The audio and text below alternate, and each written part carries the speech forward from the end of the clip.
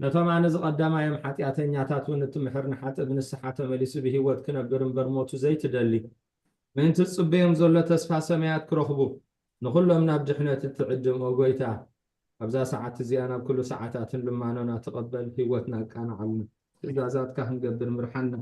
መንፈስና ቅድስ ስጋናን ሓሳባትናን አንጽህ ትምኒትና እውን ስመር ሕማምና ፈውስ ሓጢኣትና ሕደገልና ኣብ ኩሉ ክፋእ ሓዘንን ሰዓት ዝብርድኣና ብህልውናውን ክንዕቆብ ብቅዱሳን መላእኽትካ ሓልወና ናብ ውህደት እምነት ከነምርሕ ምእንቲ ናብቲ ዘይምርመርን ዘይውሰንን ፍልጠትካ ክንበፅሕ ዓድለና ንስኻ ንዘለኣለም ዓለም ቡሩኽ ኢኻ ኣሜን ኦ ጎይታ ብቕዓት ግበረና ብምስጋና ከምዚ ኢልና ክንፅልይ ኣብ ሰማያት ትነብር ኣቦና ስምካ ይቀደስ መንግስትካ ትምፃእ ፍቃድካ ከምቲ ኣብ ሰማይ ከምኡ ድማ ኣብ ምድሪ ይኹን ንዓይለትን ጌራና ሎም ሃበና ንሕና ዝበደልና በደሎም ከም ዳሕሪና ሎም በደልና ምሳና ሕደገልና ኣብ ኩሉ ክፋእ ድሕነና እምበር ኣብ ፈተና ይተእትወና መንግስትን ሓይልን ክብርን ዘለኣለም ኣሜን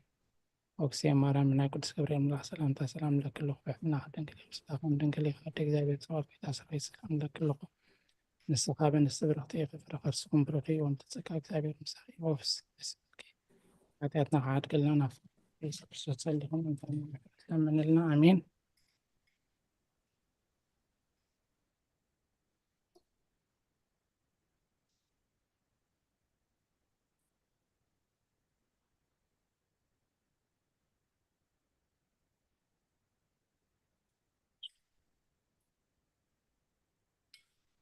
ስለዝነበረና ናይ ጸሎት ጊዜ ንኣምላኽና ክብርን ምስጋናን ይኹኖ። አሜን። ዲያቆን ሓወይ መኣዛ ከኣት የለኹም ሰላም ምሸት ንኩልኹም አሜን። እንኳዕ ብሰላም ኣተኽን ማማ መኣዛ ማማ ሂወት እንኳዕ ብሰላም ኣተኽን ሓውና መምህርናን መምህር ተኽሉ ክሳብ ዝዳሎ ከም ፍቓድ ኣምላኽ ንሎሚ እንመሃሮ ቀዳመይቲ መልእክቲ ጳውሎስ ናብ ሰብ ጢሞቴዎስ ምዕራፍ 5 ክትከውን እያ። ሓውና መምህር ተኽሉ እታ ምዕራፍ 5 ሓንቲ ርእስቲ እያ ደላታ እሞ ኣብ ክልተ ከፊልና ከነንብባ ካብ ቁፅሪ ክንደይ ክሳብ ቁፅሪ ክንደይ ተገበርናያ ተሓይሽ እንድሕሪ ኣዳሊኻ ሃሊኻ ንባብ ድሕን ኣቦታት ተወካሶም ኣቦታት ኣለዉ። እሺ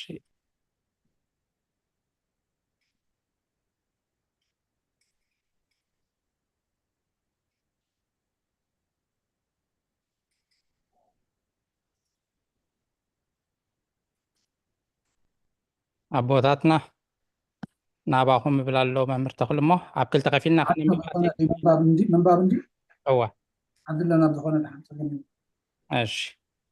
ሓራይ ድሕሪ ኢልክ እንዳኣተኽን ካብታ ንባብ ክትሳተፋ ምእንቲ ምዕራፍ 5 ኢና ዘለና። ቀዳመይቲ መልእክቲ ጳውሎስ ናብ ሰብ ጢሞቴዎስ ምዕራፍ 5 ማማ ሂወት ካብ ቁፅሪ 1 ክሳብ ቁፅሪ 12 ከተንብብልና 11 ማማ መዓዛ ድማ ካብ 12 ቀፂልክ ክሳብ መወዳእታ ኣብ ፍርቂ ክንመቐላኽልቲ ይኽን ኣብ ስክሪን ገይረ ኣለኹ። ኦኬ ካልኣይ ኣሚ ቀዳማይ ቲሞቴዎስ ምዕራፍ 5 ካብ 1 እስካብ 11 ኢልካ ኣለኻ። እታ ርእስታ ናይ መጀመርታ ቲሞቴዎስ ኣብ ካልኦት ዘለዎ ሓላፍነት ንኣረግቲ ሰብኣይ ከም ነቦ ማዓዶ እምበር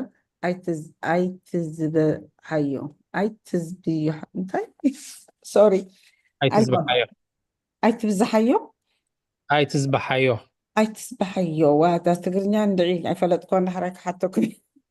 ኣይትብዝሓዮ ነቶም መንእሰይ ከም ነሕዋት መዓዶም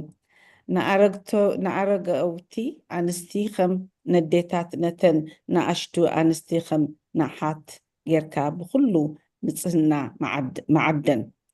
ነተን መበለታት ብሓቂ መበለታት ዝኾና ኣኽብረን ገለ መበላት ግና ደቂ ወይስ ደቂ እንተ ኣለዎ እዚ ኣብ ቅድሚ ኣምላኽ ቅቡእ እዩ እሞ ንሳቶም ቅድሚ ንስድራ ቤቶም ፍርሓት እግዚኣብሔር ከርእዩ ንወለዶም እውን ወሬታ ክመልሱ ይመሃሩ። እታ ንቤና እትነብር ተስፋ ኣብ እግዚኣብሔር እንተገበረ ብሓቂ መበለት ዝኾነት ግና ለይቲ መዓልትን ብልማኑን ጸሎትን እያ እትጸንዕ። እታ ሕንቅቕቲ ግና ብሂወታ ክላስ ሙቲ እያ። በዚ መንቅብ ምእንቲ ክኾኑሉስ እዚ ድማ እዘዝ ሓደ እኳ ነቶም ናቱ መነዳ ግና ንስድራ ቤቱ ዘይሓሊ እንተሎ እምነት ዝኽሓደ ካብቲ ዘይኣምን እውን ዝገደደ እዩ። ብሰናይ ግብሪ እተመስከረላ ውሉድ ዘዕበየት ጋሻ እተቐበለት እግሪ ቅዱሳን ዝሓፀበት ንዝፀበቦም ዘርሓወት ሰናይ ግብሪ ዘበለ ዝስዓበት ከዓ ስሳ ዓመት ዘይነኣሰት ሰበይቲ ሓደ ሰብኣይ ዝነበረት ከም መበለት ኮይና ትቁፀር። ሃያማት ግና ንክርስቶስ ተፃሪረን ፍትሓት ስጋዕ ምስ ተላዕለን ክምርዓዋ እየን ዝደልያ እሞ ንዓታተን ኣርሐቀን። ኣንቢብያታ 12 ንሳተን ነታ ቀዳሚቲ እምነትን ስለ ዝጠለማ ፍርዲ ኣለወን። ኣለ ህይወት ተስማዓልና ቴንኪ ማማ ኣማማታ ካብ 13 ቀፂልክ ክሳብ መወዳእታ። እሺ ሕረ ቃለ ህይወት ተስማዓልና ኣብ ልዕሊ ዝውን ቤት እናዘራ ብምኽባር ዕዮ እየን ዝምህራ ዘይግባእ እንተተዛረባውን መብዛሕቲ ኣፈን ወልፋሳት ይኾና እምበር ምብኳር ዕዮ ጥራይ ኣይኮነን እምበኣርሲ እተን ሓያማት ክምርዓዋ ውሉድ ክወልዳ ቤተን ክሕዛ ጸላኢ ዝጸርፈሉ ሓደ ምኽንያት እኳ ከይህባ እደሊ ኣለኹ።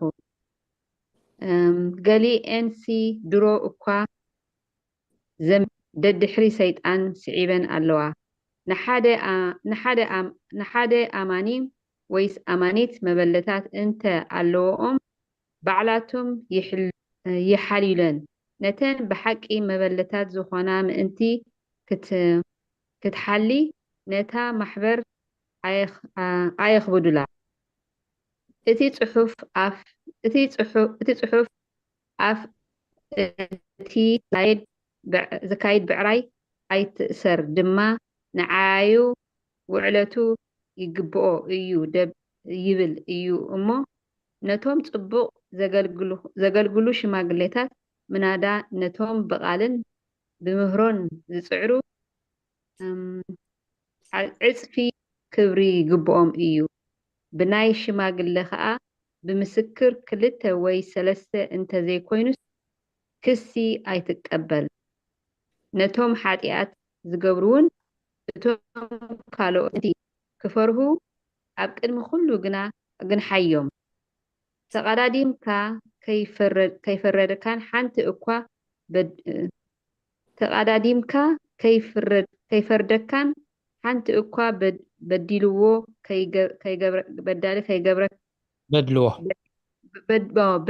ከይገብረካን እዚ ክትሕሉ ኣብ ቅድሚ ኣምላኽን ኣብ ቅድሚ ክርስቶስ ኢየሱስ ኣብ ቅድሚ እቶም ሕሩያት መላእክቲ ብታህዋኽ ኣብ ሓደ እኳ ኢድካ ኣይተንብር፣ ኣብ ሓጢኣት ካልኦት እውን ኣይትጸንብር። ንርእስኻ ብንጽህና ሓሉ ስለ ከብድኻን ስለቲ ዝመሰካ ዘሎ ሕማምሲ ሒደት ወይኒ ደኣ እምበር ማይ ጥራይ ኣይትስተ። ሓጢኣት ገሊኦም ሰባት ግሁድ እዩ ናብ ፍርዲ ከዓ ወድየ ዶ 25 ቅፅል ዲያቆን ክሳብ መወዳእታ። እሺ ሕራይ ሓጢኣት ገሊኦም ሰባት ግሁድ እዩ ናብ ፍርዲ ከዓ ይቐድምዎ፣ ናይ ገሊኦም ግና ይስዕቦም እዩ። ከምኡ ከዓ እቲ ሰናይ ግብሪ ግሉጽ እዩ፣ እቲ ዘይግሉፁን ክስወር ኣይከኣልን እዩ። ቃል ህይወት ስማዕልና ይቀኒለይ ዲያቆን ኣሜን ቃልዮ ተስማዓልና ኣብዚ ቀፂልና ናብ ሓውናን መምህርናን መምህር ተኽሉ ካሕልፈኩም እየ ንዑ ተዛራባ አንደበት ንዓና ድማ ትሰምዕ እዝነ ልቦና ይሃበና እግዚአብሔር አሜን።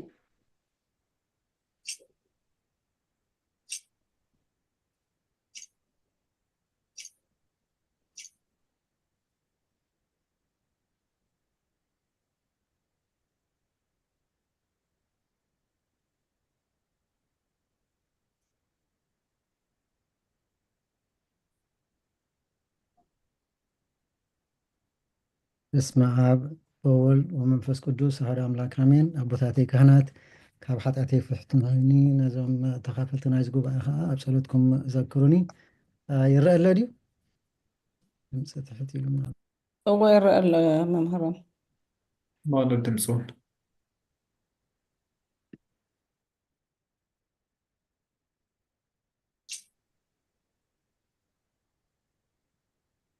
ሚት ዘኻ ዘለኻ መምህር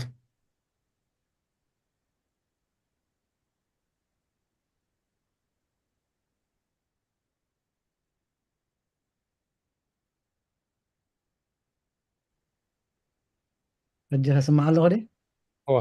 ሃራይ ከም ብሓድሽ ክንጅምር በስመ አብ ወወልድ ወመንፈስ ቅዱስ አሐዱ አምላክ አሜን። ኣቦታተይ ካህናት ካብ ሓጢአተይ ፍትሑኒ ተኻፈልቲ ናይዚ ጉባኤ ከዓ ኣብ ጸሎትኩም ዘክሩኒ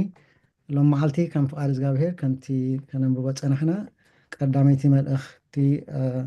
ጢሞቴዎስ ሐዋርያ ጳውሎስ ናብ ጢሞቴዎስ ምዕራፍ 5 ክንርኢ ኢና። ኣብዛ ምዕራፍ እዚኣ ሐዋርያ ጳውሎስ ንጢሞቴዎስ ወዲ መዝሙሩ ንዝተፈላለየ ጉጅለታት ሰባትን ብኸመይ ከም ዘመሓድሮ ይምህሮ። ሕጂ ኣብኣተን እንታይ እንታይ ሒዘን ከም ዘለዋ ክንርኢ ኢና ከም መእተዊ ማጠን ማለት እዩ። ንዝተፈላለየ መደባት ወይ ከዓ ጉዳያት ምይይጥ ዝብል ካብ ፍቕዲ 1-2 ብዛዕባ መበለታት ከዓ ካብ ፍቕዲ 3 ክሳብ 16 ብዛዕባ ካህናት እንታይ ክገብር ከም ዘለዎ ከዓ ኣብ ፍቕዲ 17-18 ብዛዕባ መግናሕቲ ብኸመይ ገይሩ ክመሓድር ከም ዘለዎ ወይ ከዓ ክገስፅ ከም ዘለዎ ከዓኒ ኣብ 19-21 ንርኢ ማለት እዩ። ብዛዕባ ማዕርግ ውልነ ክህነት ዋላ ነተን ኣዴታት እውን እንታይ ዓይነት ማዕርግ ከም ዝወሃባ ከዓ ክንርኢ ኢና። ንጥዕናኻ ምክንኻን ጢሞቴዎስ ከዓ ናይ ከብዲ ሕማም ስለ ዝነበሩ ከመይ ገይሩ ንጥዕንኡ ክከናኸን ከም ዘለዎ ይነግሮ ማለት እዩ። ሕቡእን ግሁድን ዝኾነ ሓጢኣት ከዓ ከምኡ ከዓ ሕቡእን ድኾንን ግሁድን ዝኾነ ከዓ ሰናይ ግብሪ ይምህረና ማለት እዩ። ኣብታ ቀዳመይቲ ጥቕስ እንታይ እዩ ዝብል ንኣረጊት ሰበይቲ ከም ነቦ ንኣረጊት ሰብኣይ ከም ነቦ መዓዶም እምበር ኣይትዝባሓዮ ነቶም መንእሰያት ከዓ ከም ኣሕዋት መዓዶም ንኣረገውቲ ኣንስቲ ከዓ ከም ኣዴታት ነተን ንኣሽቱ ኣንስቲ ከም ንኣሓት ጌርካ ብኩሉ ንፅህና መዓደን። ሕጂ ነተን ኣንስቲ ክብል ከሎ ነተን ንኣሽቱ ብፍላይ ክብል ከሎ ደቂ ኣንስትዮ ብንፅህና እዚ ከዓ ንምንታይ እዩ ከምኡ ድብል ዘሎ ምክንያቱ ጢሞቴዎስ ንእሽተይ ስለ ዝኾነ ናብ ካልእ ነገራት ከድህበሉ ስለ ዝኽእል ምስኣተን እንተ ደኣ ንብሕትኡ ኮይኑ ይዛረብ ኣሎ ወይ ክጥንቀቕ ከም ዘለዎ እዩ። ነቶም ዓበይቲ ግን ከም ኣቦታቱን ነተን ዓበይቲ ዴታቱን ከም ኣዴታቱ ስለ ዝርአን ካልእ ነገራት ከምፃሉ ኣይክእልን እዩ። ምስተን ንኣሽቱ ግን ካልእ መታን ከየድህበሉ ንፅህንኡ ክሕሉ ከም ዘለዎ እዩ ድማ ባፅዖ ደሎ ማለት እዩ ዘዘኻኽሮ ደሎ። እቲ ንሽማግለታት ካህናት ዝወሃበሉ ማዕርምታ ብዝተፈለየ መገዲ ክወሃብ ኣለዎ። እዚ ከዓ ክንሪኦ ኢና ከመይ ገይሩ ካህናትን ንሽማግለታትን ክመዕድ ከም ዘለዎ ወይ ከዓ ክገስፅ ከለዎ ብግቡእ መገዲ ክኸዱ ከተባብዖም ኣለዎ ይብል። ነቶም ብዕድመ ዝነኣሱ ብፍቅርን ብርህራሄን ከም ኣሕዋት ገይሩ ከዓ ክሪኦም ኣለዎ ይብሎም ማለት እዩ። እዚ መቐፀልተናት እዩ ናይታ ሓንቲ ማለት እዩ 1-2 ንሓንቲ ብዕድመ ዝተፍአት ሰበይቲ ግን ከም ኣደ ነዲኻሲ ኣይትደፍራን ኢኻ እንታይ ደኣ ብስነ ስርዓት ጌርካ ኢኻ ትዛረባ ከምኡ ክገብር ከም ዘለዎ ከዓ ይነግሮም። ብዛዕባ ኣሓት ግን ብኩሉ ንፅህና ወሲኹ ኣሎ። ምክንያቱ እሳ ንምንታይ ኣትብል ጢሞቴዎስ የቅሬታ መምህርተ ማርያም ፓወርፖይንት ጠፊእኩም ኣሎ ኣይረአና ኣሎ ኣይረአና ኣሎ ኣነ ሸር ይብል ኣሎ እዚ ኣነ ሪኦ ኣለኹ እታ ክስታይ እዩ ዝሪኣ ዘለኹ ሶሪ ሓቆም እዮም እታ ናይ ባይብል ዲያቆን እንታይ ኣሽሙኽትበን ኣለካ ማለት እዩ ለሚ hold on admin host ክኸውን እዩ ባዕለይ ማለት ንስካ ሸር ግበሮና ያ host ክኸውን እዩ ሕጂ ኸ መፅያ ኣላ ሕጂ ፅቡቅ ኦኬ ይመፅእ ያቕሬታ በበይና ነርና ብዛዕባ ኣሓድ ግን ብኩሉ ንፅህና ወሲኹሉ ኣሎ ስለምንታይ እዩ ጢሞቴዎስ ብዕድመ ንእሽተይ ስለ ዝኾነ ብመልክዕ ናይ ደቂ ኣንስትዮ ማለት እዩ ከይስሕት ወይ ከዓ ከይወድቕ የጠንቅቐሎ ማለት እዩ ሓደ ሰብ ንንፅህና ብከምዚ ዝኣመሰለ ርክብ ፍሉይ ቆላሕታ ክገብረሉ ይግብኦ እዚ ከዓ ንኩሉ ኣገልጋሊ ኣብዚ ሕጂ ዘበናሲ ናይ ንኣሽቱ መፅሓፍ ቅዱስ እንተ ደኣ ትምህር ኮንካሲ ክፍሊ ትምህርቲ ሰንበት እንተ ደኣ ትገብር ኮንካስ ክትጥንቀቅ ከም ዘለካ እዩ ዝሕብረና ዘሎ ማለት እዩ ንዕኡ ጥራሕ ኣይኮነን ንዓና እንኮላይ ዝምልከት ማለት እዩ ንኩላትና ነቶም መምሃራን ኣብ ፍቅዲ 3 ነተን መበለታት ኢሉ ብሓቂ መበለታት ዝኾነ ኣኽብረን ብሓቂ መበለታት ኣይኖትየን ክንርኢ ኢና ሕጂ ሃዋርያ ጳውሎስ ክብሪ ክብል ከሎ ከም ወለድቲ መጠን ምክንኻን የድልየን ማለት እዩ ብሓቂ መበለታት ዝኾና ከዓ ዝኸናኸነን ዘይብለን እዚኣተን ብዕድመ ካብ 6 ዓመት ንላዕሊ ዝኾና ጥሪት እውን ዘይብለን ንወለድ ብሓቂ መበለታት ዝኾነ ኤኮ ገብር ኣሎ መስለኒ ገሊኹም ወሊዕኩም ኣለኹም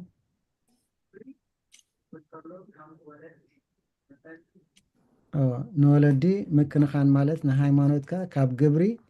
መውዓል ማለት እዩ ኣብ ግብሪ መውዓል ማለት እዩ እዚ ከዓ ኣብ ያዕቆብ ፍቅዲ ምዕራፍ 1 ፍቅዲ 27 እንታይ እዩ ድብል ኣብ ቅድሚ ኣምላኽን ኣቦን ንፁህን ርክሰት ዘይብሉ ኣምልኾ እዚ እዩ ርእስኻ ካብ ርክሰት ዓለም እናሓለኻ ንዘኽታማትን መበለታትን ኣብ መከርኦምን ፀበብኦን ምብፃሕ እዩ ዝያዳ ከዓ ንቤተሰብካ እዩ ዝብሎ ንቤተሰብካ ሲ እንተ ደኣ ሓገዝ ዘይብሎም ኮይኖም ካብ ንቤተክርስትያን ሸኸም ዝኾንዋ ንስኻ ባዕልኻ ክትሕግዞም ከም ዘለካ እዩ ዘርእየና ማለት እዩ ገለ መበለታት ደቂ ወይስ ደቂ ደቀን እንተ ኣለውን እዚ ኣብ ቅድሚ ኣምላኽ ቅቡል እዩ እሞ ንሳቶም ቅድም ንስድራ ቤቶም ብፍርሃት እግዚኣብሔር ከሪኡ ንወለዶም ውሬታ ክመልሱ ይግባእ እንተ ደኣ ኣለውወን ኮይኖም ደቀን ወይ ደቂ ደቀን ግን ንሳቶም ሓላፍነት ወሲዶም ነተን ኣዴታት ወይ ከዓ ነተን መበለታት ከኣልይዎን ይግብኦም ሓደ ካብቲ ክርስትያናዊ ህይወት ምንባር ማለት ስድራ ቤትካ ዘድልዮም ነገራት ምምላእ ማለት እዩ እንተ ደኣ ኣለካ ኮይኑስ ከተካፍል ኣለካ ማለት እዩ ካልእ ምክንያት ከዓ ወለድን ኣብ ሓጎታትን እኖ ሓጎታትን ስለቲ ንዓይ ንዓኹም ንኩላትና ማለት እዩ ንምዕባይ ዝገበርዎ ኩሉ ፃዕሪ ምኽፋል ማለት እዩ ንኣምላኽ ዘሕጉስ ነገር ክትገብር እንተደሊኻ እዚ ሓደ ነገር ግበር ምክንያቱ ንወለድኻ ኣኽብር እዩ ዝብል እሳቶም ከዓ ወለዲ ስለዝኾኑ ኣብ ሓጎታት ይኹኑ ዋላ ካልእ ቤተሰብ ይኹኑ ክትሕግዞም ይግባአካ እዩ ንምንታይ እታ ቤተክርስትያን ብወግዒ ክትድግፎ ዘለዋ ዓይነት መበለት እንታይ ዓይነት መበለት እያ በይና ዝተረፈት ውሉድ ዘይብላ ለይትን መዓልትን ኣብ ምህለላን ፀሎትን ብቐፃሊ ትነብር እዚ ከዓ ኣብ ሉቃስ ምዕራፍ 2 ካብ 36 ስጋዕ 37 ተፃሒፉሎ ካብ ቤት መቅደስ ከይወፀት ብፆምን ብፀሎትን ለይትን መዓልትን ንኣምላኽ ተገልግል ነበረት እዚኣ ንመን ይድብላ ደሎ ንሓና ማለት እዩ ሕጂ ከምኣተን ኣንስት እንተረኣ ኮይነን ግን እዚኣተን ናይ ብሓቂ መበለት እየን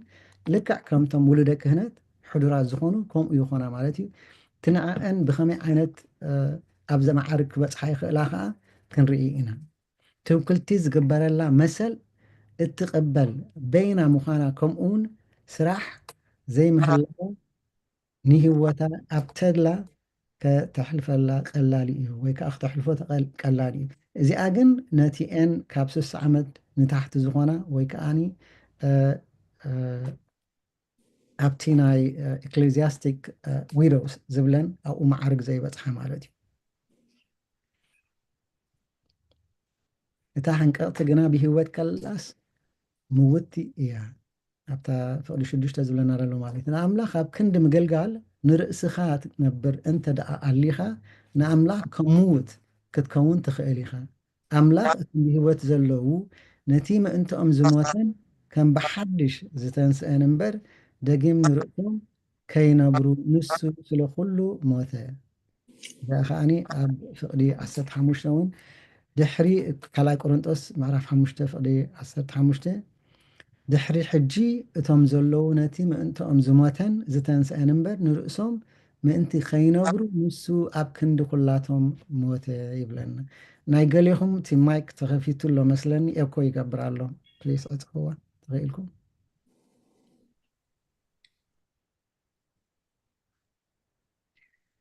أب فقدي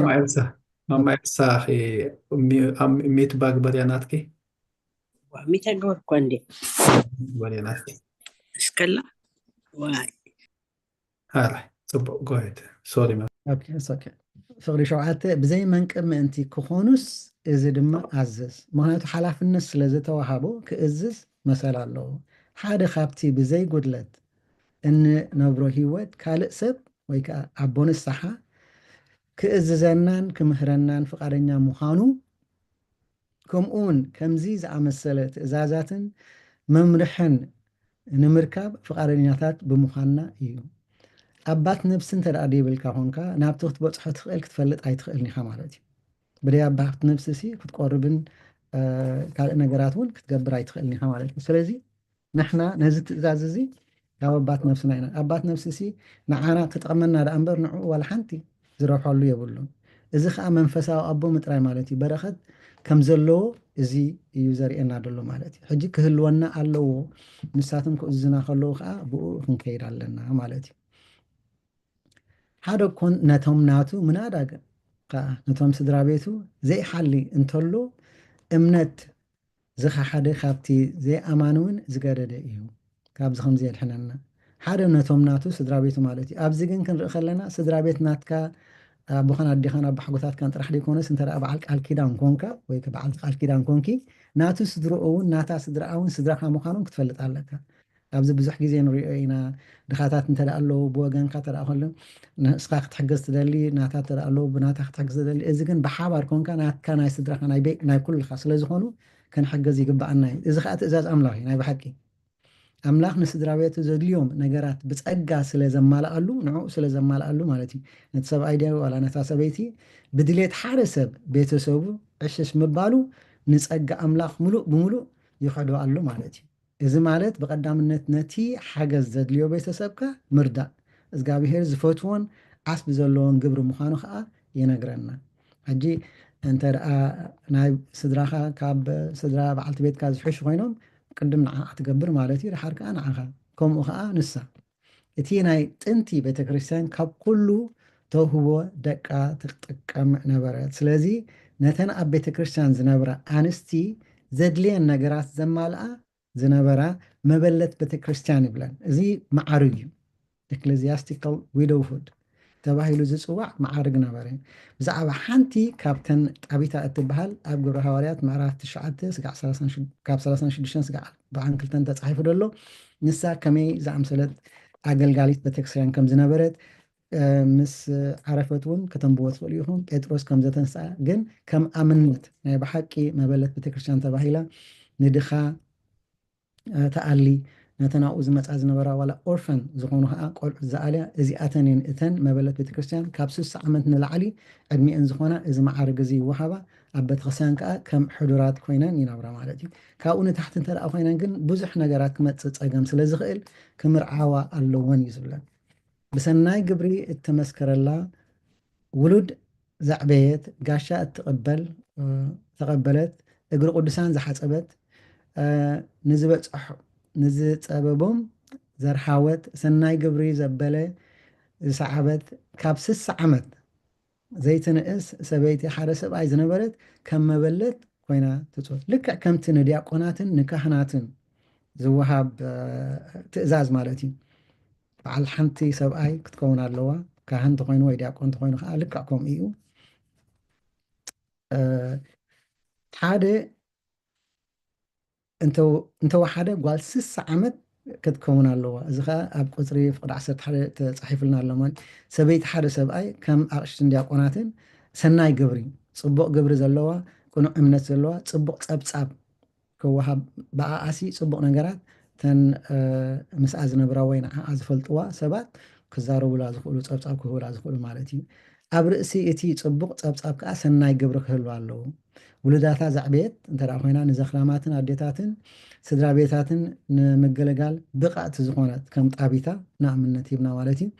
ተቐባሊት ጋሻ ኣጋይሽን ንዘይትፈልጦም ሰባት ከዓ ዕረፍቲ ተዓርፍ ዝነበረት ክትከውን ኣለዋ ወይ ከዓ ኩሉ ግዜ ከምኡ ትገብር ኣጋር ቅዱሳን ዝሓፀበት ትሕትና ዝመልኣ ኣደ ክትከውን ኣለዋ ማለት እዩ ነቶም ውፅዓት ዕረፍቲ ትህብ ብገንዘብን ወይ ከዓ ብካልእ ረድኤትን ማለት እዩ ሰናይ ግብሪ ትገብር ንሕሙማት ንእስራት ንዝጠመዩ ወዘተ ሰናይ ግብሪ ትገብር እተን ንኣሽቱ መበለታት ግና ትሕቲ 60 ዝዕድሚአን ማለት እዩ ኣብዚኣ ንፅር ዝበለት እዩ ዝገብራ ነዚ ማዕርግ እዚ ኣይትሓብን ኣይትሓግዝ ኣይኮነን ኣብቲ ቤተክርስትያን ክመፃ የብለንን ሓገዝ ክወሃባ ኣለዎን ማለት የብለንን ማለት ኣይኮነን ግን ማዕርግ ዝበሃል ኣይትሓብን ምዃን ኣይበቃን እየን መበለት ቤተክርስትያን ክትከውን ኣይትኽእልን እያ ምክንያቱ ከዓ ይነግረና እዩ ሓያማት ግና ንክርስቶስ ተፃሪረን ፍትወት ስጋ ምስ ተላዓለን ክምርዓዋ እየን ዝደልያ እሞ ንዓኣተን ኣርሕቀን እንጂ ኣርሕቀን ክብል ከሎ ካብቲ ማዕርግ ከልክለን እዩ ድብል ደሎ እምበር ካብቲ ቤተክርስትያን እለየን ማለት ኣይኮነን እዚ ማዕርግ እዚ ልክዕ ከም ማዕርገ ክህነት ስለዝኾነ ሓንሳእ እንተደኣ ተቐቢለን እሞ ሓሳበን ቀይረን ክምርዓዋ እንተደለያ ወይ እንተ ተመርዓዋ ንኣምላኽ ፈቲሐን ንሰብኣይ ከም ዝተመርዓ እዩ ዝቁፀር እሞ ካብዚ መዓት መታን ክድሕና እንተ ተመርዓዋ ይሓይሽ ይብለን ኣብ ፍቅዲ 12 ንሳተን ነታ ቀዳመይቲ እምነተን ስለ ዝጠለማ ፍርዲ ኣለዎን እዚ ከዓ ስለ ዝግበር ዝነበረ እዩ ዘይተገበረ ይኮነን ስለ ዝግበር ዝነበረ እዩ ከምዚ ኢሉ ይፅፈለና ኣሎ ማለት እዩ ኣንጻር ክርስቶስ ምዝማው ማለት እዩ ቀዳምነት ክርስቶስ ንነብሰን ሂበንሲ ድሕሪኡ ፈቲሐን ንዕኡ ንካልእ ሰብኣይ መሪፀን ይምርዓው ኣለዋ ማለት እዩ ካብ ክርስቶስ እቲ ግቡእ መርዓዊአን ምዕላው ማለት እዩ ይብሎ ንክርስቶስ መብፅዓ ወይ ከዓ ቃል ኪዳን ድሕሪ ምእታውን ነታ ቤተ ክርስቲያን ቀዳመይቲ እምነትን ማለት እዩ ክርስቶስ ድሕሪ ምቕራብ እንደገና ክምርዓዋ ዘለዎን ባህጊ ምርኣይ ኣብ ኣገልግሎት እታ ቤተ ክርስቲያን ቀዳመይቲ እምነት ኩነኔ የምፅእ እዚ ከዓ ብኸመይ ክምፅእ ዝኽእል ኣብ ርእሲ እታ ናይ ቤተ ክርስቲያን መበለት ማለት እዩ ንረብሓታት ክርስቶስ ተባሂጉ ስለ ዝገበራ ንፅል ኮይና ክትቀፅል ተሓፅየት ወይ ከዓኒ ናብኡ ያ ክኸውን ዝግባኣ ነይሩ ከም መበለት ቤተክርስትያን መጠን ንክርስቶስ ቀዳማይ እምነት ከም ዝህብኦ ተማባፅዓ ሕጂ ንእምነታ ናብ ሰብኣይ ከም መሓላለፍ ይደልያ ኣለዋ እዚ ከዓ ንዕኡ ገዲፈን ናብ ካልእ ስለ ዝኸዳ ዘለዋ ከም ምዝማዊ ዝቁፀር እዩ ዝብለና ለዩ ስራሕ ዘይብለን ምክንያቱ ኣብ ካልእ ምስ በፅሓ ማለት እዩ ስራሕ ዘይብለን ስርሐን ዘይንጡፍ ዋላ ሓንቲ ዘይጠቅም ዝገብራ እንተዳ ኮይነን ይኽብልላ ኮለል ይብላ ዋላ ሓንቲ ስለዘይብለን ማለት እዩ ኮለል ይብላ ጉዳያት ሓንቲ ቤት ናብቲ ሓንቲ ቤት ይማልኣ ኣብቲ ክገልፆ ከሎ እንታይ እዩ ድብል ምክንያቱ ብስጋ ዋላ ሓንቲ ዝጎደለን የለን ሕጂ ኣብ ኮፍ ኢለን ክውዕላ ከላ እንዳ ሓንቲ ቤተሰብ ይኸዳ ናብቲ ሓንቲ ቤተሰብ ይኸዳ ካብቲ ሓንቲ ወርሕ ሒዘን ናብቲ ሓንቲ ወርሕ ሒዘን ይኸዳ ሕጂ ነዚ ንምትክልካል ማለት እንተ ሓዳርን ገይረን ግን እዚ ካብዚ ከድሕና ይኽእላ ማለት እዩ ሕሜት ግጭት የምፃ ኣብ ብሕታዊ ጉዳያት ካልኦት ተገዳስነት ምሕዳር እዚ ከዓኒ ኣብ ዴእትውን ስራሕ ምእታው ማለት እዩ ብዛዕባ ደየገድሰን ነገራት እንዳሓተታ እዚ ከመይ ኮይኑ እቲ ከመይ ኮይኑ እንዳበላ ኩሉ ግዜ ብናይ ብሕታዊ ጉዳያት ካልኦት ይሓታ ማለት እዩ ብታሕጓስ ብሃንቀውታን ነዚ ነገራት እዚ ይሰርሓሉ ከም ክርስቲያናት መጠን ነዚ ነገር እዚ ክዓያ የብለንን ወይ ከዓኒ ክዓያስ ኣይግብአን እዩ ይብለና ኣብ ፍቅዲ 14 እምበኣርሲ እተን ሓያማት ክምርዓዋ ውሉድ ክወልዳ ቤተን ክሕዛ ፀላኢ ዘፀርፈሉ ምክንያት ሓደ ምክንያት እኳ ከይህባ እደላ ኣለኹ ምክንያቱ እንተ ደኣ ከምኡ ገይረን ብሰንኪ ሓደ ሰብ ነታ ቤተክርስትያን ክፅረፍ ይኽእል እዩ ብዕድመ ንኣሽቱ መበለታት ንከምዚ ዝኣመሰለ ፈተናታት እተቃልዓ ስለ ዝኾና እንደገና እንተ ተመርዓዋ ይሓይሽ እዚ ግን ከም ሕጊ ኣይኮነን ዝነግሮ ዘሎ እንታይ ደኣ ከም ለብዋ እዩ ዝህበን ዘሎ ማለት እዩ ውሉዳት ይውለዳ ኣብ ክንዲ ስራሕ ዘይምህላው ማለት እዩ ካልእ ስራሕ ይፈጥራ ኣለዎን ንዓአን ካብቲ ሓጢኣት ደድሕነን ስራሓት ማለት እዩ ንቤተን የመሓደራ ከምዚ ምግባር ከዓ ክቡር ስለ ዝኾነ ፅቡቕ ስም ክህልወን እዩ إذا مجدزي أنت وحده كابتي كالئ يحيش بزعبا نجر أملاخ كقدسان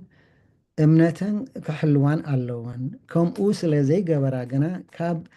ዝገረደ መገዲ ምርሓቅ ዝሓሸ እዩ እንደገና ብምምርዓውን ንኣምላኽ ኣየሕፍርኦን እዩ ኣብቲ ወቕሰ ኣብቲ ካልእ ዝገበርናዮ ማለት እዩ ተግባራት እውን ኣይወድቃን እየን እዚ ከዓ ሰን ጃን ክሮዝስቶም ዝበለን እንተ ደኣ ከምዚ ገይረን ግን ካብቲ ኩሉ ሕማቕ ነገራት ክለያ ይኽእላ ማለት እዩ ቀፂሉ ኣጋጣሚ ቀይዲ በትኽ ኣካይዳ ዘይ ክርስቲያናዊ እንተ ደኣ ገይረን ግን ንምፅራፍ ክጥቀመሉ ይኽእል እዩ መን እዩ ከዓ እዚ ፀላእ ሰናያት ማለት እዩ እቲ ፀራሪ ነታ ቤተክርስትያን እቲ ፀራሪ ከዓ ጉድለታትን ጌጋታትን ሒደት ተሃንጢዩ እዩ ዝፅበዮም ዘሎ ኩሉ ግዜ ሸይጣን ክንወድቕ እዩ ዝፅበየና ዘሎ ነታ ጌጋቲ ገይሩ ከዓኒ ናብ ካልእ ክዕወተሉ ይኽእል ማለት ይፍትን ወይ ከዓ በቲ ውድቀት ሒደት ሰባት ከዓ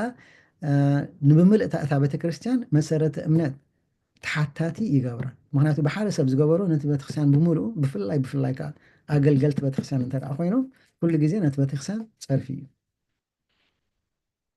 እታ ብእንግሊሽ ደላ ንፅርቲ ትኾነልኩም ኢሉ የቐሚጥ እያ blame on the whole church and its doctrine ነቲ ቤተክርስትያን ጥራሕ ደይኮነሲ ዋላ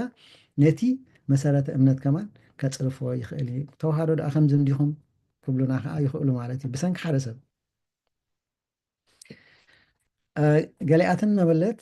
ብከምዚ ዝኣመሰለ ኣበሳ ደድሕሪ ሰይጣን ስለ እተመለሳ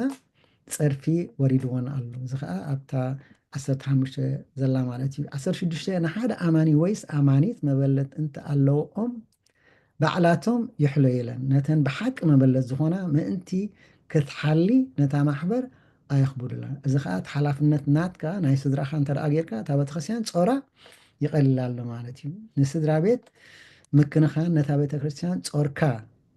ክትስከመልካ ዘይምፍቃድካ ኣዝዩ ኣገዳሲ ስርዓት መፅሓፍ ቅዱስ እዩ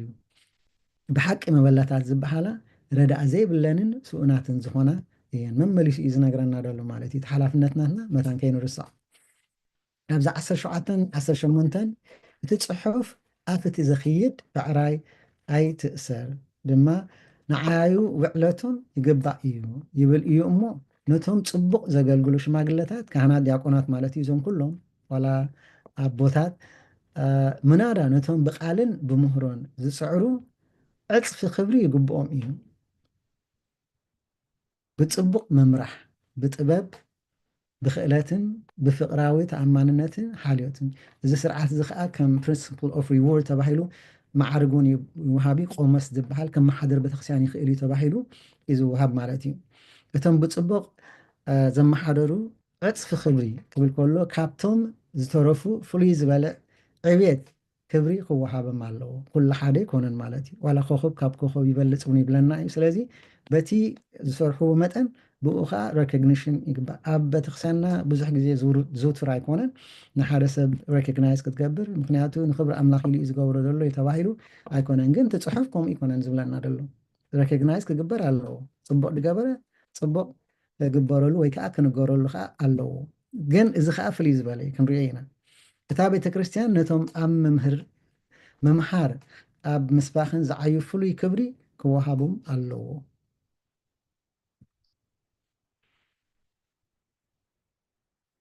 ቅዱሳት ፅሑፋት ዘዳግም 25:4 ከምኡውን ሉቃስ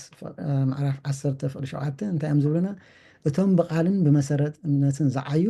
ደሞዝ ክኽፈሎም መሰለ እኳ እንተ ኣለዎም ፅቡቕ ገይሮም ከገልግሉ ከዓ ከለዉ ከዓ ኣፍልጦ ክወሃቦምን ክኸብሩን ኣለዎ ደሞዞም ይግብኦም እዩ ዝያዳ ከዓ ኣፍልጦ ክወሃቦም ከዓ ኣለዎ ሉቃስ 4 ምዕራፍ 10:7 እንታይ ይብለና ኣብታ ቤት ከዓ ንበሩ ንዓያዩ ዓስቢ ይግብኦም እዩ እሞ ኣቦታትኩም ካብ ዘሎ ብልዑን ኣባታትኩም ዘሎ ብልዑን ስተይን ካብ ቤት ናብ ቤት ኣይትሕለፉ ዝያዳ ኣቦታትና ክዛረበሎም ግን እቲ ሬኮግኒሽን ዝወሃብ ንካህናት ወይ ከዓ ንኣገልግሎት ቤተክርስትያን ዲያቆን ይኹን ዋላ ካልእ ማዕርጋት ግቡእ ከም ዝኾነ እዩ ዝምህረና ዘሎ ማለት እዩ ከምኡውን ኣብ ዘዳግም ምዕራፍ 17 ፍቅዲ 6 እንታይ ይብለና ከምኡውን 19 ከዓ ፍቅዲ 5 እንተወሓደ ክልተ ወይ ሰለስተ ምክንያቱ ኣብ እዚኣሲ ንካህናት ወይ ከዓ ኣብ ኣገልግሎት ዘሎ ኩሉ ግዜ መሪሕነት ዘሎ ፈተነ ስለ ዘለዎ ብዙሕ ሰብ ስለ ዝጥምቶ ክሲ ኩሉ ግዜ ይመፆም እዩ ክሲ ኩሉ ግዜ ይመፆም እዩ ስለዚ ሲ ብኸመይ ዓይነት ኢና ክንቅበሎ ንኽእል ነቲ ክስትስ ወይ ከዓ ንሓደ ጳጳስ እንተደኣ ከይዶም ኩሉ ግዜ ዝነግርዎ ኮይኖም ሲ ካብ ክልተ ንላዕሊ ወይ ብዙሓት ተደይ ኮይኖም ሲ ክሰምዖም ከም ዘይብሉ እዩ ዝነግሮ ደሎና ጢሞቴዎስ ማለት እዩ እንተወሓደ ክልተ ወይ ሰለስተ መሰኻኽር ብዝወሃብዎ ምስክርነት እንተዘይኮይኑ ገበነኛታት ክእሰሩ ኣይፈቅደሎምን ኣቕሽሽቲ ከም መራሕቲ ህዝቢ መጠን ንናይ ሓሶት ክስታት ዝያዳ እተቃልዑ እዮም ትሪእሉ ነናይ ሓሶት ንናይ ሓቂ ዘይኮነስ ንናይ ሓሶት ጢሞቴዎስ ከም ጳጳስ ቤተክርስትያን መጠን ናይ ምፍራድ ስልጣን ኣለዎ ኣብታ ዘዳግም 17:6 እንታይ ትብለን እቲ ዝመውት ብኣፍ ክልተ ምስክር ወይ ሰለስተ ምስክር ይሙት ብኣፍ ሓደ ምስክር ኣይሙት 19 ደላ መስለኒ እዚኣ ኣብ ዝኾነ በደል ወይ ኣብ ዝኾነ ሓጢኣት ኣብ ዝግበር ዘበለ ሓጢኣት ሓደ ምስክር ኣብ ሰብ ኣይቆም ኩሉ ነገር ብኣፍ ክልተ ምስክር ወይ ብኣፍ ሰለስተ ምስክር ይቆም ኩሉ ግዜ ሲ you have to do your homework ያ ማለት እዩ ዝያዳ ክትፈልጥ ኣለካ ቀልጢፍካ ኣይትፍረድ እንዲ ብዙሓት ሰባት እንተደኣ ከምኡ ኢሎም ግን ምናልባት እቲ ነገር እዚ ሓቂ ክኸውን ይኽእል እዩ ስለዚ ኣፃሪኻ ተደይ ኮይኑ ህው ሂልካ ሲ ኣይትፍረድ ማለት እያ ምዕራፍ 10 ነቶም ሓጢኣት ዝገበሩ እውን እቶም ካልኦት ምእንቲ ክፈርሁ ኣብ ቅድሚ ኩሉ ግናሓዮም እዚአን ክልተ ዓይነት መግናሕቲ ኣለዋ ክንርኢ ኢና እቶም ሓጢኣት ዝገበሩ ሰባት ዘበሉ ማለት እዩ ካህን ይኹን ወይ ምእመናን ኣብ ቅድሚ ኩሉ ህዝቢ ግናሓዮም ግን ኣብ ቅድሚ ህዝቢ ድበደለ ኣብ ቅድሚ ህዝቢ ይግናሕ ብሕቡእ ዝገበረ ከዓ ብሕቡእ ይግናሕ እዚ እውን ዝያዳ ኣቦታትና ክዛረብሉ እዮም ካብኣይ ንላዕሊ እምበር ሰብ ዘይፈልጦ እንተደኣ ገይሩ ኣብ ቅድሚ ሰባት መፂኻ ገኒሕካዮሲ ዋላ ሓንቲ ዝጠቕሞ የብሉን ግን ኣብ ቅድሚ ሰብ እንተደኣ ገይሩ ግን እቲ ነገር ኣብ ቅድሚ ሰብ ከዓ ክግናሕ ይግብኦ ማለት እዩ እዚኣ ኣብ ማቴዎስ 18 ላትኩም ካብ 15 ክሳብ 17 ከዓ ክትርእይዋ ትኽእሉ ኢኹም ማለት እዩ ነቲ ግዜ መተን ኣቦታትና ስለ ዘለዉ ዝያዳ ከዓ ንዓቶም ክህቦም ኢለ ማለት እዩ ኣብ ናታ መቐፀልታ ኣብ ቆሮንጦስ ቀዳማይ ቆሮንጦስ ምዕራፍ 5 ካብ 9:13 ዘሎ ኣብታ ናይ መወዳእታ ምስኡ ከይትፅምበሩ ምስ እዚ ከምዚ ዝመሰለ ከቶ ከይትበልዑ ፅሕፈልኩም ኣለኹ እዚ ከዓ እንታይ እዩ ዝብል ዘሎ መጀመርታ ምስ ተገንሑ እንተደኣ ናብቲ ነገር እቲ ዘይተመሊሶም ማለት እዩ ክእለዩ ከም ዘለዎም ካብኡ ይወፅእ ማለት እዩ እታ መጨረሻ ትኸውን ይስጎግ ማለት እዩ እቲ ሰብ እቲ መጀመርታ ግን ይግናሕ ብሓደ ሰብ ብክልተ ሰብ ወይ ከዓ ናብ ቤተክርስትያን ኣምፅኣ ትነግሮ ድሕሪኡ ግን ካብቲ ቤተክርስትያን እውን ክወፅእ ከም ዘለዎ እዩ ማለት እዩ ግን ሕዎ ደኣ እምበር ነቲ ፍረ ዘይብሉ ግብሪ ፀልማትሲ ኣይትሕበርዎ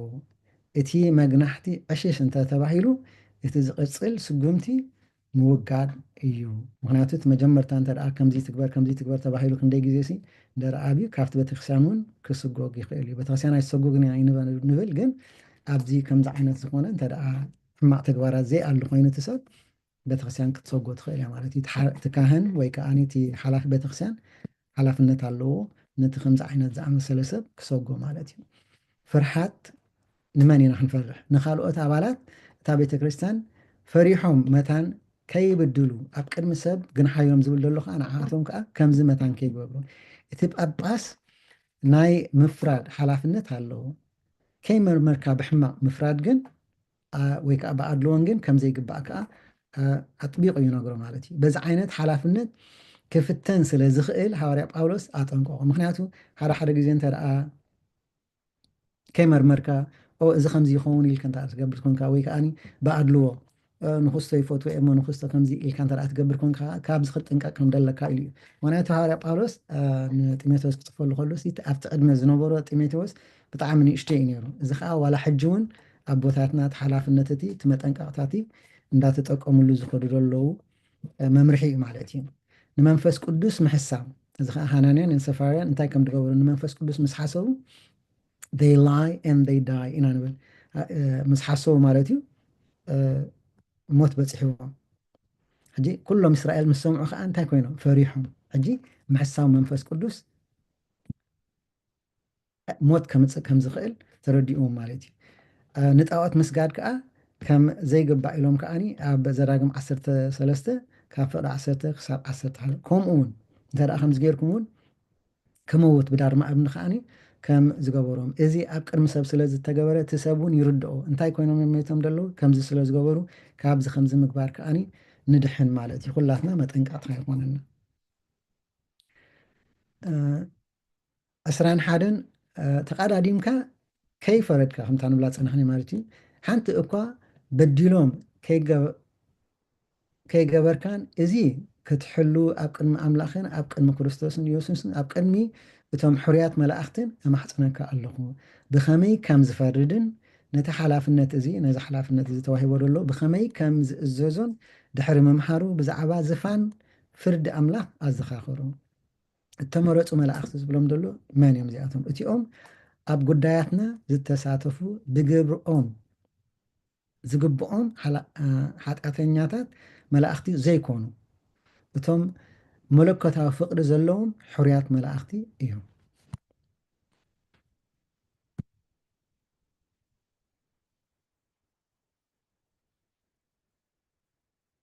ኣምላኽናን ጎይታናን መድሓኒናን ኢየሱስ ክርስቶስ ከምቶም እተመረፁ መላእኽቲ ኣገልግሎት ጢሞቴዎስ መሰካክር እዩ ንጢሞቴዎስ ከዓ ናይ ብሓቂ ከም ዝተመስከረሉ ንፉዕ ኣገልጋሊ ከም ዝነበረ ኢና ንርኢ እዚ እቲ ኣብ ፍቅዲ 19:20 ዝርከብ ትእዛዛት ዘሎ ማለት እዩ ከይመርመርካ ብሕማቕ ምፍራድ ንሓደ ካብቲ ንሓደ ምርኣይ ማለት እዩ ኣቲ ኣድልዎ ከዓ ንሕጊ ኣምላኽ ዘይኮነስ ንሕጊ ሰብ ዝድገፍ ፍርዲ ስለ ዝኾነ ክንጥንቀቐሉ ይግባአና እዚ ከዓ ንኩላትና እዩ ነቲ ሓላፍነት ዘሎ ጥራሕ ዘይኮነስ ዋላ ኣብ ስራሕና ይኹን ኣብ ኩሉ መነባብሮና ከምኡ ክንገብር ከም ዘይግባአና እዩ ዝምህረና ዘሎ ቅድሚ ኢድካ ምንባር እዚኣ ከዓ ናይ ክህነት ውልደ ክህነት ክወሃብ ከሎ ማለት እዩ ነቲ ባህሪ ጠባይ እቲ ሕፁይ ጥንቁቕ ምዃኑ ምርግጋእ እዚ ኩሉ ግዜ እንተ ደኣ ሪኢኹም ብፍላይ ኣባ መቃርዮስ ብጣዕሚ ጥንቁቅ እዮም እቶም ካልኦት ጥንቁቃት ኣይኮኑን ማለት ኣይኮኑ ግን በታ ፅሑፍ እዮም ዝኸዱ ግን ኣብ ቤተክርስትያንና መፂኦም እንተ ደኣ ክቐብኡ ኮይኖም እቶም መምሃራን ቤተክርስትያንና ዘለዉ እዮም ዝነግርዎም ብዛዕባ እቲ ዝቕባእ ዘሎ ሰብ ንሶም እውን ናቶም ሆምወርክ ክገብሩ ይግብኦም እንታይ ዓይነት ሰቢት ዝቕባእ ደሎ ማለቱ ኣብ ርእሲኡ ሓላፍነት ኣለዎ ውልደ ክህነት ካብ ዘጋጥሞም ዕልወት ክትጥንቀቐሉ እትኽእል መገዲ ንሓደ ፍርሃት ኣምላኽ ዘይብሉ ሕፁ እንተ መዚዝካዮ ኣብቲ ሓጢኣቱ ተኻፋሊ ኢኻ ብለሎ ምክንያቱ ሆምወርክካ ስለዘይገበርካ ስለዘይሓትካ እንታይ ዓይነት ሰብ ምዃኑ ኣብዚ ናቱ ተኻፋሊ ኢኻ ነቲ ኣብ ቅድሚ ኩሉ ሓጥእ ዝኾነ ሰብ ብዘይ ምንቃፍካ ካብ ሓጢኣቱ ተኻፋሊ ኢኻ ምክንያቱ ክፉእ ነገር ዝገብር እንተ ደኣ ኣሎ ኮይኑ ክፉእ ነገር ገብር ኣሎ ኢልካ እንተ ደኣ ዘይትቐፅዖ ኮንካ ወይ ከዓኒ ከምቲ ድግብኦ ዘይትዛረቦ እንተ ደኣ ኮንካ ምስቲ ናቱ ክፍኣት ከዓ ወይ ከዓ ሓጢኣት ተኻፋሊ ኢኻ ማለት እዩ ወይ ከዓ ተኻፋሊ ክትከውን ኢኻ ማለት እዩ ደጊም ስለ ከብድኻን ስለቲ ዝመላለሰካ ዘሎ ሕማምሲ ሒደት ወይኒ ክትሰቲ ቅድሚ ሕጂ ብዛዕባ መስተ ተዘራሪብና ነርና ኣብዚ ግን ንጢሞቴዎስ ክትሰቲ የፍቅደልካ ኣለኹ ወይ ከዓ ከምኡ እንተገበርካ ይሓይሽ ብሎ ጢሞቴዎስ ሓሚሙ እኳ እንተነበረ ኣብቲ ኦርቶዶክሳዊ ንጥፈታት ንገዛእ ርእስኻ ምክሓድ ማለት እዩ ፆምን ፀሎትን ይፅመድ ነበረ ኩሉ ግዜ ከምቲ ድግብኦ ገይሩ ፆምን ፀሎትን ስለ ዝገብር ዝነበረ ሃዋርያ ጳውሎስ ንጥዕንኡ ከም ውህበት ኣምላኽ መጋብነት ገይሩ ክከናኸኑ እዩ ዘዘኻኽሮ ደሎ ምእንቲ ከበርትዖ ኢሉ ከዓ ወይኒ ክሰቲ ከለኻ ሒደት ኢሉ ይእዝዞ ማለት እዩ ብምባል ተማባፅዖ ክትሰቲ ከለኻ ሒደት እንተ ደኣ ኮይኑስ ዘስክር ኣይኮነን ማለት እዩ ቅድሚ ሕጂ ከዓ መስተ ይፍቀድ እዩ ተባሂሉ ግን ሒደት ሕጂ እዚኣ ተመሊሳትና ኣላ ማለት እዩ ናይ ቅድሚ ሕጂ እውን ዝመፀት ሓጢኣት ገሊኦም ሰባት ግሁድ እዩ ናብ ፍርዲ ከዓ ይቅድሞም ናይ ገሊኦም ግና ይስዕቦም እዩ ክልተ ዓይነት ሰናይ ግብሪ ከም ዘሎ ክልተ ዓይነት ሓጢኣት ከዓ ኣሎ እዚ ከዓ እቲ ግሉፅን ሕቡእን እዩ እቲ ቀዳማይ ብሓፈሽኡ ክትገንሕ ወይ ክትግስጥ ከለኻ ወይ ኣገልገልቲ ክትሸይምን ከለኻ ብሓፈሻ ብኡ ስጉምቲ ክውሰደሉ ዝኽእል ነገራት ማለት እዩ። ምክንያቱ ርእዩ እዩ ሰብ ዝርኦ እዩ ዋላ ሓንቲ ነገር ዋላ እቲ ክህነት እውን ክወሃብ ከሎ ርእዩ ማለት እዩ። እታ ካልአይቲ ግን እቲ ዳሕረዋይ ከዓ እቲ ናይ መወዳእታ ፍርዲ በይኑ ክውሰን ይኽእል እዩ። ኣብቲ ናይ መጨረሻ ምስ በፅሐ ግና እቲ ውሳኔ ክሕባእካ ኣይክእልን። ምክንያቱ ግሉፅን ሕቡእን ኢና ንብሎ እቲ ሓጢኣት ሕቡእ ተደኣ ኮይኑ ሰብ ዘይፈልጦ ተደኣ ኮይኑ እቲ መራሒ ቤተክርስትያን ክክሰስ ብኡ ኣይክእልን እዩ። ምክንያቱ ዋላ ሓንቲ ዝፈልጦ ይብሉን ተደኣ ጉሁድ ኮይኑ ግን ግቡኡ ክገብር ኣለዎ ማለት እዩ። ትካህን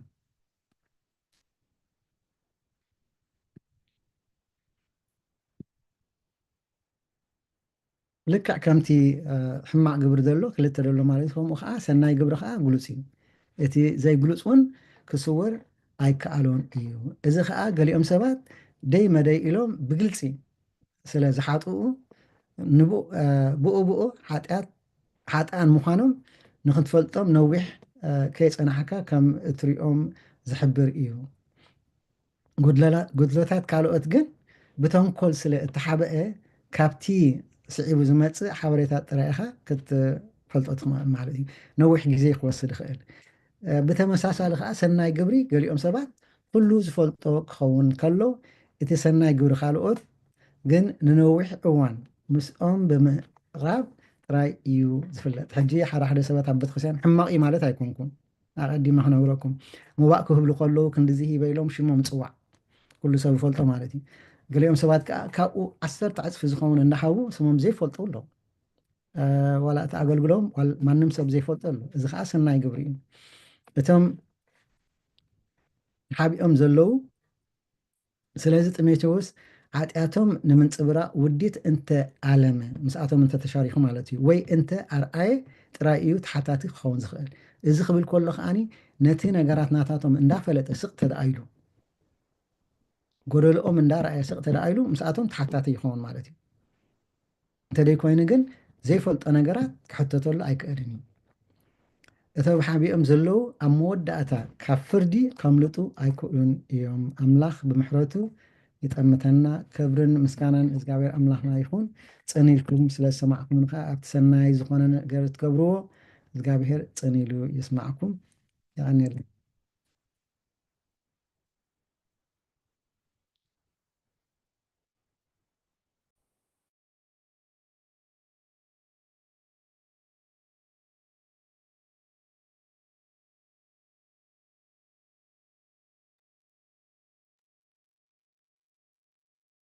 ዲያቆን ኣቤ ሙሉጌታ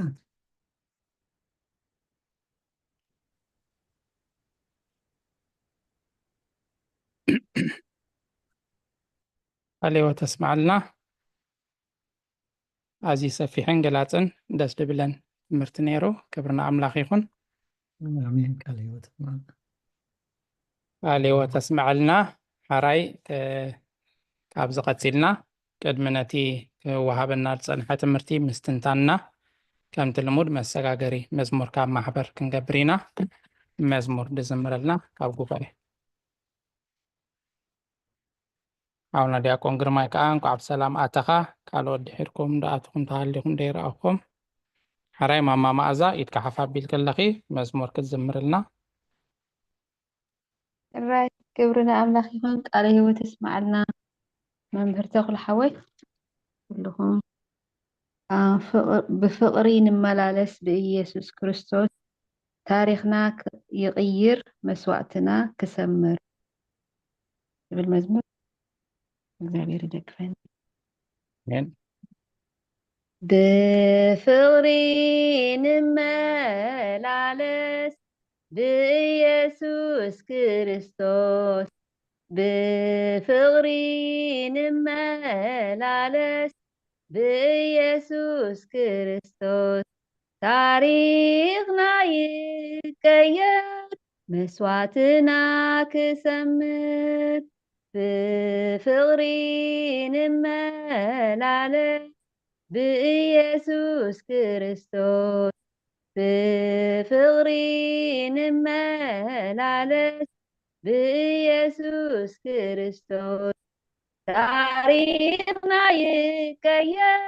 مسواتنا كسمر فقدنا ديكونن سحيب وقويتا هيوتنا كغير تسغلب كولكولتا فقرن ديو تبوق الإيزا لكس من قدنا يخون هيوت نخلكس بفقري نمالالس بإيسوس كريستوس بفقري نمالالس بإيسوس كريستوس تاريخنا يكير مسواتنا كسمت ጉባኤና ይኹን ጉባኤ ሐዋርያት ብፍቅሪ ንቆረን ብጾም ስግደን ጸሎት ጨንፈር ብዘይጉንዲ ሞያ ከም ዘይብሉ ብዘይ ፍቅሪ ገልግሎት ኮንቱ እዩ ኩሉ ብፍቅሪ ንመላለስ بኢየሱስ ክርስቶስ ብፍቅሪ ንመላለስ ብኢየሱስ ክርስቶስ ታሪክና ይቀየር መስዋዕትና ክሰምር አቤል ብሞማቱ ቃኤል ታይ ረኺቡ ናሓዉ ከሲሩ ብሓጢአት ተጐልቢቡ ስለዚ ንመሃር ካብዚ ዝሓለፈ ንስዓቦ ንፍቅሪ ህይወትና ዘዕረፈ ብፍቅሪ ንመላለስ ብኢየሱስ ክርስቶስ ብፍቅሪ ንመላለስ ብኢየሱስ ክርስቶስ ታሪክና ይቀየር መስዋዕትና ክሰምር ደቂ ሓደ ኣቦ ደቂ ሓደ ዶ ይኮናን ደቂ ሓንቲ ኣደ ኣብ ሓንቲ ቤት ዝዓበና እንታይ ደኣ ሎሚ ዓሌት ስጋ ንፅብፅብ ኣብቲ ሰማያት ዘየውህብ ናሓስብ ብፍቅሪ ንመላለስ ብኢየሱስ ክርስቶስ ብፍቅሪ ንመላለስ ብኢየሱስ ክርስቶስ ታሪክና ይቀየር መስዋዕትና ክሰምር ፍቅሪ ደዩ ይኮነ ዝሒብዎ ጎይታ ህይወትና ክቅይር ዝተሰቅለብ ጎልጎልታ ፍቅርን ድዩ ጽቡቕ ጽልኢ ዘልግስ መንገድና ይኹን ህይወት ንኽንለግስ ብፍቅሪ ንመላለስ ብኢየሱስ ክርስቶስ ብፍቅሪ ንመላለስ ብኢየሱስ ክርስቶስ ታሪክና ይቀየር መስዋዕትና ክሰምር እግዚአብሔር ተመስገነ ይሁን። የቀኒየለይ ዲያቆን ሓወይ ዝማሬ መላእክት ይስማዕልሞ። አሜን። ማማ መዓዛ ዝማሬ መላእክት የስማዕልና ጣዕምቲ መዝሙር ቴንኪው ስለቲ ናይ ኩሉ ግዜ ኣገልግሎትኪ እግዚአብሔር ፀጉ የብዝሓልኪ። ሓራይ ስድራ እግዚአብሔር እዛ መዝሙር ከምዛ ክንሰምዓ ፀናሕና ኣነታ ኣዝማች ጥራይ ክደግመየ ብፍቅሪ ንመላለስ ብኢየሱስ ክርስቶስ ታሪክና ይቀየር መስዋዕትና ክሰምር እናበለት ነዛ ኣዝማች ብብዙሕ ኣብነትን ብኣዝዩ ሰፊሕ መግለፅን እያ ትትንትንታ መዝሙር ብዛዕባ ፍቅሪ ህይወትና ከመይ ክኾን ኣለዎ ብከመይ ክንመላለስ ኣለና እያ ክትንትነልና ፀኒሓ ኣዝያ ደስ ትብል መዝሙር እያ። ሓራይ ብዛዕባ እዛ መዝሙር ካብ መፅሓፍ ቅዱስ ጥቕስና ጠቐስና ነዛ መዝሙር ከነስተንትና ክንገልፃ ናባኹም።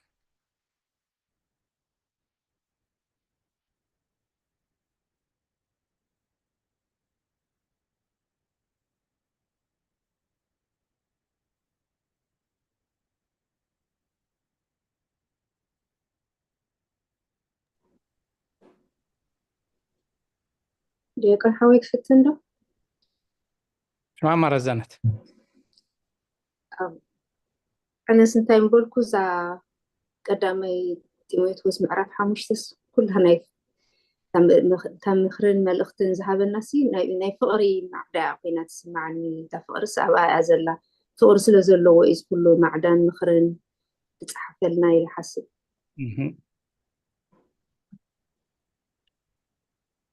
ትክክል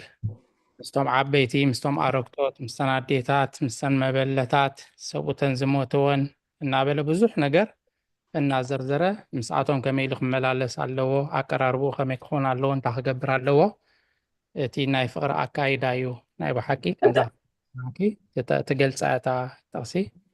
ቀዳማይ ጢሞቴዎስ ምዕራፍ 5 ዝሎሚ ክንመሃሮ ዘምሰናዩ ንኪ ቃልዮ ተስማዓልና ማማ ሂወት ሓድጉ ናባኺ أنا قلت له أني بستاخ قبل ثانك يو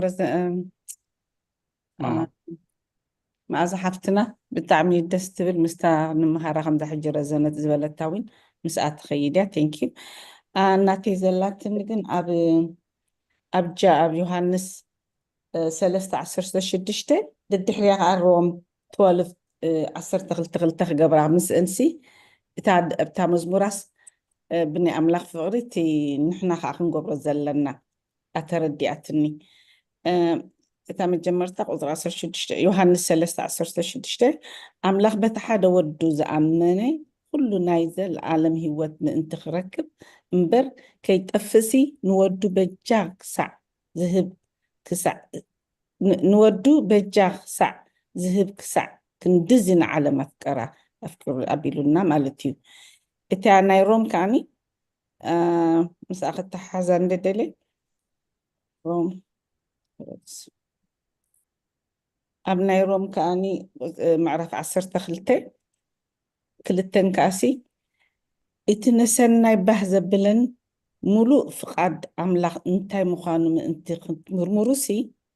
بمحداس حسابكم تلوت انبر نزعل انديا ايتم سولوا موتا مزمور زبالتا سبتناتو فغرس نحنا خاني نبتي تخليت زبالتا كستاجيري حجر السعيان بري ما دياقون حق زني إذا روم أبعاد خير كنا تسمعتني الشي عينيتيا زاناي الدنيا ثالثة مجمرتا بتفقرسي أملاخ فقر خستاي نقبر يعتبل بتنات فقر نخيد يعتبل تزي تقاقي دحريتا خليتي استاكي نودغسي تناتو نكتل دي حقيتا خليتي تارومس مستخليتي تخيل جارية حسيبية فقر أملاخن فقر سابن نكلايا تقلت سني حتى مزمور زانتاني أبيلن قايلن متيو نحاوقتيلو انتاي رخيبو نحنا مسحواتنا مس كل فتوتنا مس قربتنا بفقر نملالس نجزابير زسمر مسواتي حيزنا بفقر نقرب يا موت تعزبلكيا تخكل تغسيار تفقد أملاخ سي تخارومسي تفقد أملاخ بفقر خيدو خمزناي كالز قلت أتنا حاو بتناتو خستاي تخيناسي نزع علم زي أيتم سولز بلنا زولس كم تناتو خنكيد مالتي خم تزبلت تا مزمور تخكل بمحدث حسابكم تلوت ايوه بمحدث حدثكم تلوت وسايق فلك رسعيات سمحة ثانك عليه ثانك يو ماما هوت وانجيل يوحنس معرف 3 قطر 10 رومي 10 تخلتا قطر خلته ثانك يو قالوا تسمع لنا قالوا تسمعنا قالوت أنا داكون ودي أمام إذا مرسالة حافظ بيلاني العراق أتم أنا قدام يوحنس مراف 4 قطر شعاتا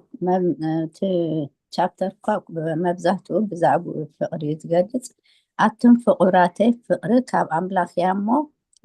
نهد هدنا نفقر ذا فكر زبالة كله كاب أملاخ تولدئيو نعملاخون يفلطويل عليه وتسمع لنا ممر سارة قداميتي ملكتي يوحنس مراف 4 قطر شعاتا يس هو ثانك يو قالوا وتسمع لنا آمين الشي قالوت بفقر ملالس بإيسوس كريستوس تاريخنا يقير مسواتنا كسمر እሺ ካልኦት ነዛ መዝሙር ብኸመይ ነስተንትና ምስ ቃል ኣምላኽ ኣተሓሒዝና ንሓደ ክልተ ዓድል ክህብ እሞ ናብቲ ናይ ሎሚ ትምህርትና ክንከይድ ኢና ከነስተንትን ኣቦታትና ከዓ መንጎና ስለ ዘለው ተወሳኺ ሓሳብ መብርሂ ህቡና ናብ ኣቦታት ክሕልፈኩም እየ ቅድሚ ግን ነዛ ናይ መዝሙር ሓደ ክልተ ዓድል ክህብ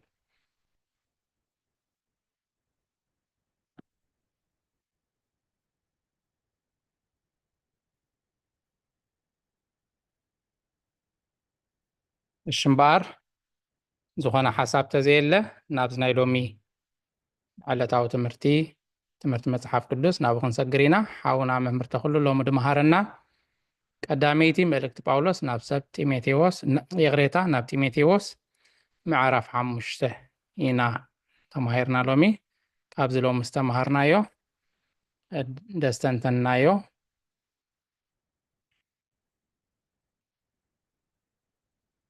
እሺ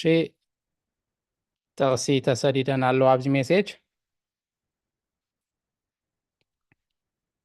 መምህር ተክለ ማርያም እዚኣ ናይ ዓንተወያ ናይ ሓፍትና ኣልልታ ካልአይቲ መልእክቲ ዮሃንስ ምዕራፍ 1 ፍቅዲ 6 ትብለና ኣላ ካልአይቲ መልእክቲ ዮሃንስ ምዕራፍ 1 ቁጥሪ 6 ሓንቲ ምዕራፍ ያደላ ከም ብባየ ከምቲ ትእዛዛቱ ጌርና ክንመላለስ እታ ፍቅሪ እዚኣ እያ ብኣ ክትመላለሱ ከምቲ ካብ መጀመርታ ዝሰማዕክምዎ እቲ ትእዛዝቲ እዚ እዩ ካልእ ወተስማዓልና ሓፍትና ኣልልታ ካልአይቲ ጥቕሲ እውን ወሲኻትና ኣላ ኤፌሶን 5:2 መልእክቲ ጳውሎስ ናብ ሰብ ኤፌሶን ምዕራፍ 5 ቁጥሪ 2 እንታይ ትብል ኣላ ከምቲ ክርስቶስ ዘፍቀረኩም ነፍሲ እውን መባእን መስዋዕትን ገይሩ ንኣምላኽ ንምኡዝ ጨና በጃና ዘሕለፈ ከምኡ ብፍቅሪ ተመላለሱ እያ ትብል ቴንኪው ካልእ ወተስማዓልና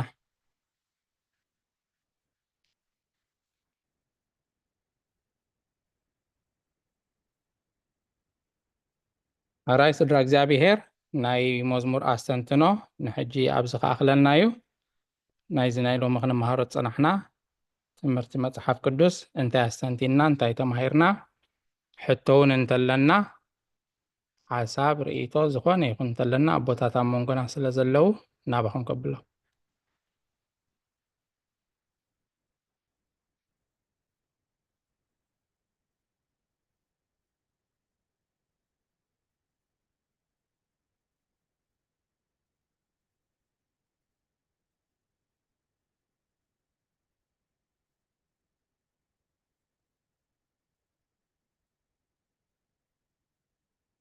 ኣራይ ካልኦት ክሳብ ተሓቶ ዓንቶ ወይ ማማ ሂወት ሓቲታ ነይራ ንኣረጊት ሰብኣይ ከም ነቦ መዓዶ እምበር ኣይትዝባሓዮ እትብልሲ እንታይ እታ ትግርኛ ኢላ ነይራ እሞ ኣቦታትና ክምልስልናዮም ኣብዚ ሓድሽ ሕታም ትግርኛ እኮ ብካልእ ትግርኛ ፅሒፍዋ ኣሎ እንዶ ዝያዳ ኣቦታትና እቶም ትግርኛ ቋንቋ ፅቡቅ ዝፈልጡ እታ ኣይትዝባሓዮ ትብል ክምልስልና ናብ ኣቦታት ክሕልፈኩም ኣብኣ ምስ ኣዶት ዲያቆን ሃወይ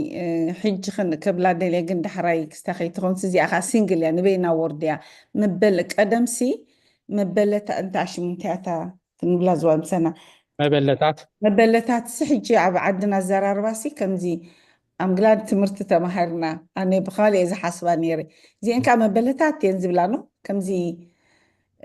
ሕማቃት ዓይነት እየን ዝብለአን እሞ እሳ ሕጂ ሲ ቆልቲ ያብርሁልና እታ ወርድ ሲ ክነብበፅ ኣብዚ ክንመሃሮ ፀናሕና ከምዚ ክስታይ ሽመት ዓይነት እዩ ኢሎምና እሞ ኣብቲ ናይ ንዝዓበናዮ ከዓ ከም ካልእ ኮይና ተሰሚዓትን እሞ ኣብኣ ክላሳት ዘራልና እሺ ኣቦታትና ሰሚዖም ኣለዋ ወናይ ብዙሕ ሕቶያ ኣብ ዓድና ከም ፀርፊ ስለ ዝጥቀመሉ ሰብ እወ ንፅር ክትብል ምንቲ መበለት ማለት እንታይ ማለት እዩ ኣቦታትና እሺ ቴንኪው ካልእ ወተስማዓልና ማማ ሂወት ኣራይ ኣቦታት በዚኣ ዶ ክንጅምር ካልእ ሕቶ ክሳብ ዝመፀና ወይ ደስተንትኖ ክሳብ ድመፁ መበለት ማለት እንታይ ማለት እዩ እታ ካልአይቲ ከዓ ንኣረጊት ሰብኣይ ከም ነቦ መዓዶ እምበር ኣይትዝባሓዮ ትብል ኣይትዝባሓዮ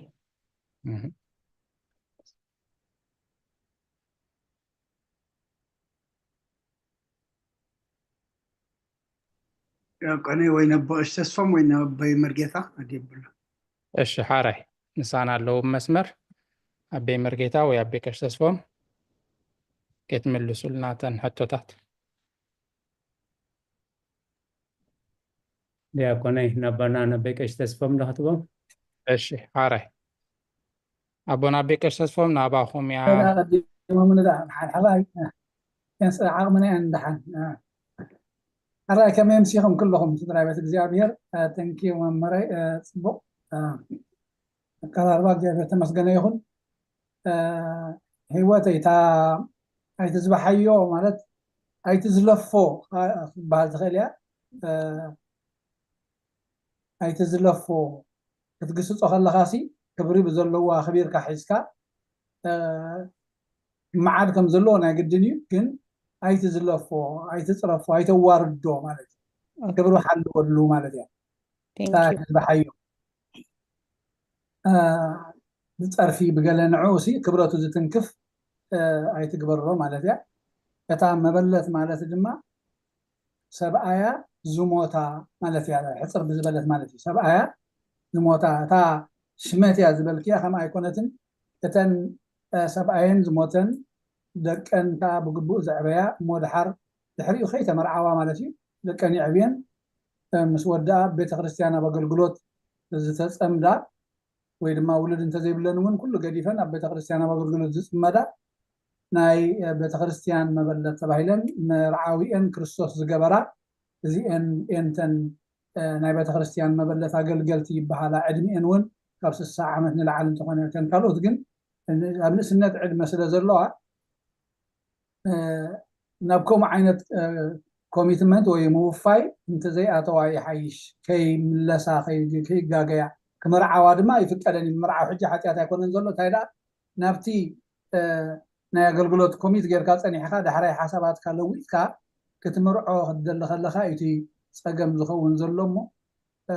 መበለት ማለት ሰብኣያ ዝሞታ ማለት እያ ሕፅር ብዝበለት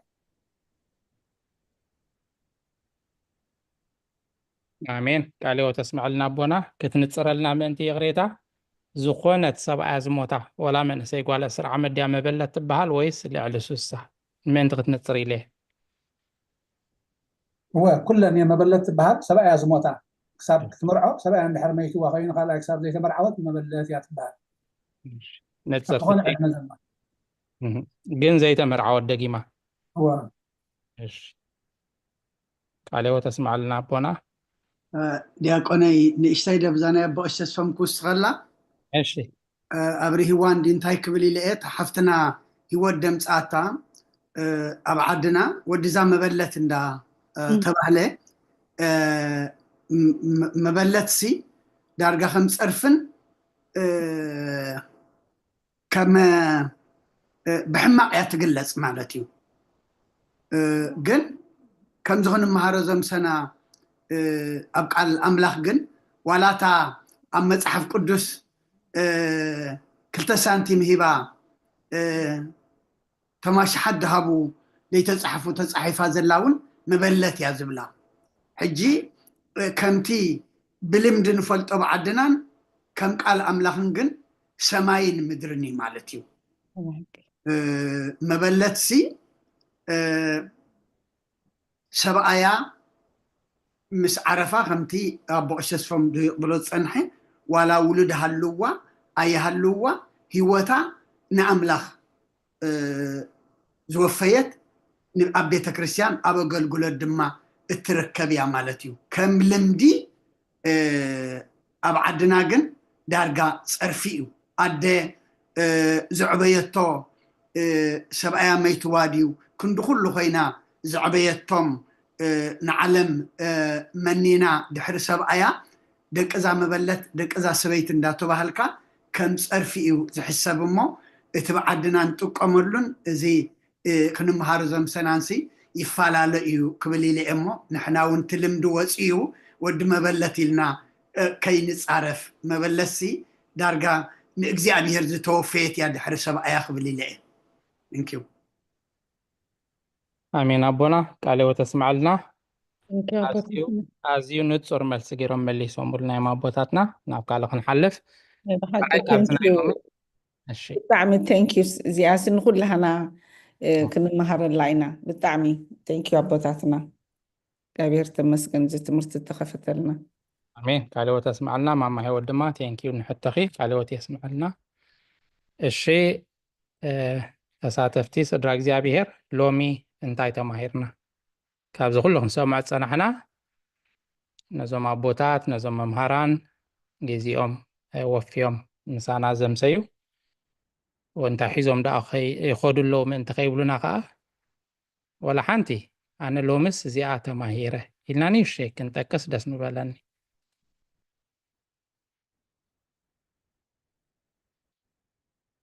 ኣብ ስክሪን ስለ ዘሎ ወላዳ አንበብና ኣነ እዚኣ ኣስተንቲነ ክንብል ሓሳብና ክንህብ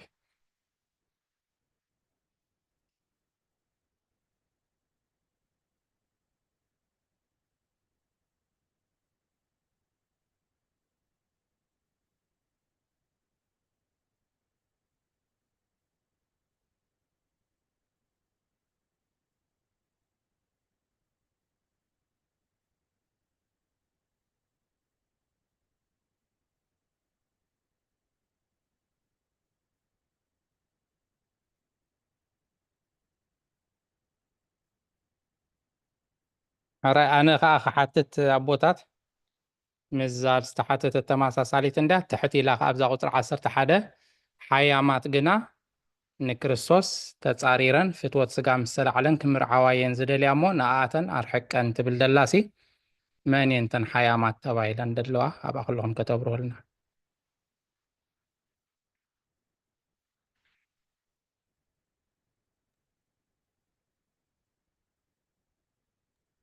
ዋደ خوص قانون ميزان الديكون شو دكتوري من صهر مليونكم نصا أو حجي بزح جزء ويسبقى بمستفليا سبيتي كم حيام يعطف قصة مثلا نمو أبتي حبلت سبناها دحان بقى دحر قل عمتاتي نختم مرعو يعد يمخروا مالتي إذا كب هايمانوت ناس قبوليو كابتي مبلت زي قبل زلو نجاسي يلحق عاديو ويلحق عنديو أبا خلهم كتملوان إليه يعني اللي كاري تسلام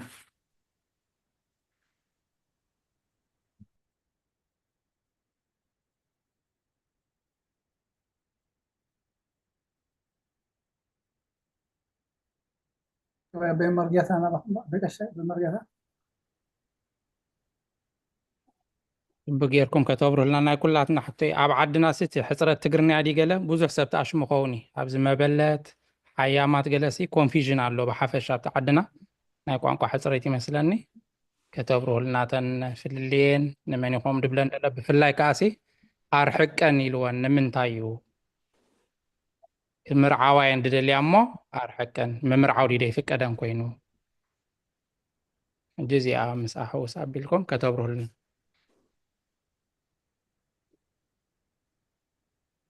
راي دحين كفتنا لا ما جمر لا ما بذاتكم الأولى ده مسلكم حيا أتم بلت بهال سبع البيت زموتا لنا لنا أيام لما تمرعني راز تفاتحت مهنيات مفاتيحي تفاتح يخون غيري تفاتح جي بقول من الوقت بتجزيتي نتي زنبر حالة في وقت سليا نبقول قلوت نبتخمتنا يتمبلت مسل ونتفتات كتقبر كتفتن تخونيا جنجينا تسمعيتات فتوتات نايسقا سلازمات كتمرعو ختدلي أمو أو كوميتمنت غيتاتو أو توساني غيتاتو يو أرعك هذا لو زلمبر كبيت غرسيان سقوق جاي كنا تجي مرعى خلاي نتنزت يفكر ديو نتبل حتى مساء اللي كنا سقع فينا نتن سب قال كيدانا زمتون ويزمتهم كمرعو مانياتو خابتي قدامي قال كيدان فتحات يوم موت يلسعرنا قال كيدان مالتي كمرعاوي فكري دتفاتحون ዋላ እኳ ቤተክርስትያን መሪር እንተኾነ ተፋቲሖም ዝነበሩ ከመርዓው እውን መሪሶም ኣብ ክንዲ ብዝሙትን ብገለን ዝነብሩ ተነሲሖም ብቅዱስ ቁርባን ክነብሩን ክምርዓውን ከዓ ቤተክርስትያን ነዚ እውን ብይን ትገብረሉ ፍታሕ ኣለዎ ማለት እዩ ካብ 1 ክሳብ 2 ካብ 3 እንድሕር ኣመል ኮይኑ ወይ ልምዲ ኮይኑ መሊሶም እናተፋትሑ ዝኸዱ ኮይኖም ግን ከም ኣረሚን ትቆጥሮም ቤተክርስትያን እውን ኣይትቕበሎም እንድሕር ማለት እዩ ሕጂ ሓያም ክበሃል ከሎ ዝተፋትሐት ሓያም ሰብኣይ እውን ኣሎ ተፋትሐ ማለት እዩ ስለዚ ዝጌና ናብቲ ፍትወት ዓለም ክምላሳ ስለ ዝኽእላ ኣብቲ ኮሚትመንት ናይ ኣገልግሎት ነታ መበለት ኣነ ንኣምላኸይ ጥራይ ድሕሪ ሕጂ ዝመርዖ ካልኣይ መርዓ ኣይደለን ዝበለት ኣብ ከምኡ ከይኣትዋ ተጠንቀቕ ኣለና ርሕቀ ንብሎ ኣሎ ማለት እዩ ሕጂ ክምርምር ከም ዘለዎ ድልየተን ክርኢ ከም ዘለዎ ንእስነተን ዕድሚአን ክርኢ ከም ዘለዎ እያ ትነግሮ ዘላነ እዩ ዝነግሮ ዘለና ጢሞቴዎስ ከማ ትክክል ተኮይና ብመርጌታ እቲ ናይ እንግሊዝኛ ድማ ክሪያ ኣለዎ ድዮም ኣለኹ ቦነ ካለ ሂወት የስማዓልና እቲ ምናልባት ምስቲ ግዜና ሰብኣይ ዘይብላ ክበሃል ከሎሲ እቲ ሰብኣያ ዝመታት ሰብኡተን ዝመትወን መዓስ ስባን እዮም ዝብሎም ማለት እዩ እታ መበለት ትብል ግን ንክልቲኡ ዘጠቃልልቲ ንዝጠለመትን ንዝተጠልመትን ኣብ ቁፅሪ 12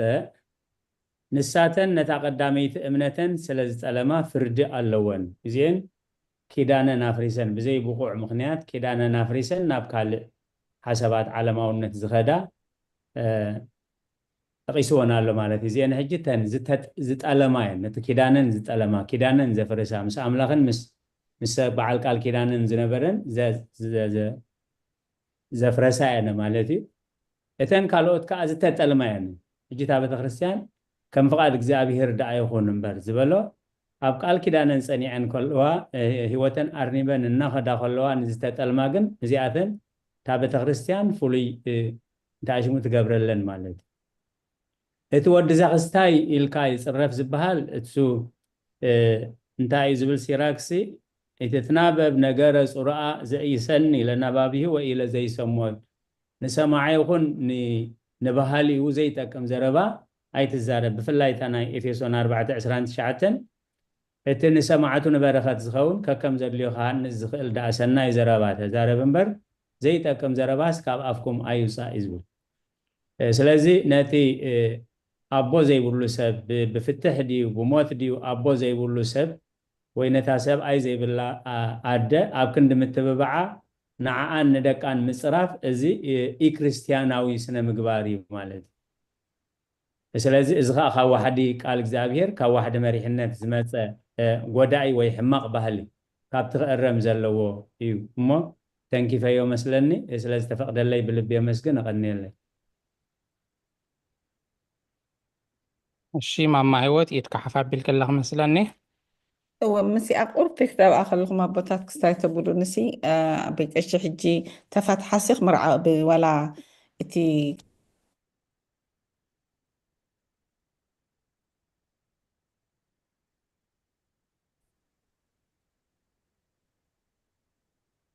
ድምፂ ወፅያ ትክላ መስለኒ ኣንሚት ግበራ ብጌጋ ኣነ ሚት ገይረ ኣለዎ እሺ ነታ ናተይ ሚት ክገብር ክብልሲ ትሰምዕኒ ኣለኹም እዋ መፅእ ኣለኺ ሕጂ ሲ ሓደ ሲ ብፍትሕ ይኹን ወይ ብሞት ይኹን ብዝኾነ ነገር ሰውእተን ይሞቱ ወይ ይፍታሕ ይኸውን ሕጂስ ኣብ ኣምላኽ እንድሕር ቀሪበን ኣብ ቁረባ እንድሕር ቀሪበን ሲ እቲ ዕድሚአን ንእሽተይ ኮይኑ እንድሕር ቀሪበን እሞ ኣብ ኣምላኽ እንድሕር ቀሪበን ከምኦን ምስአን ዝቐርብ ኣብ ኣምላኽ ክምርዓዋ ክእላ ድንስ ዋላ ነኖ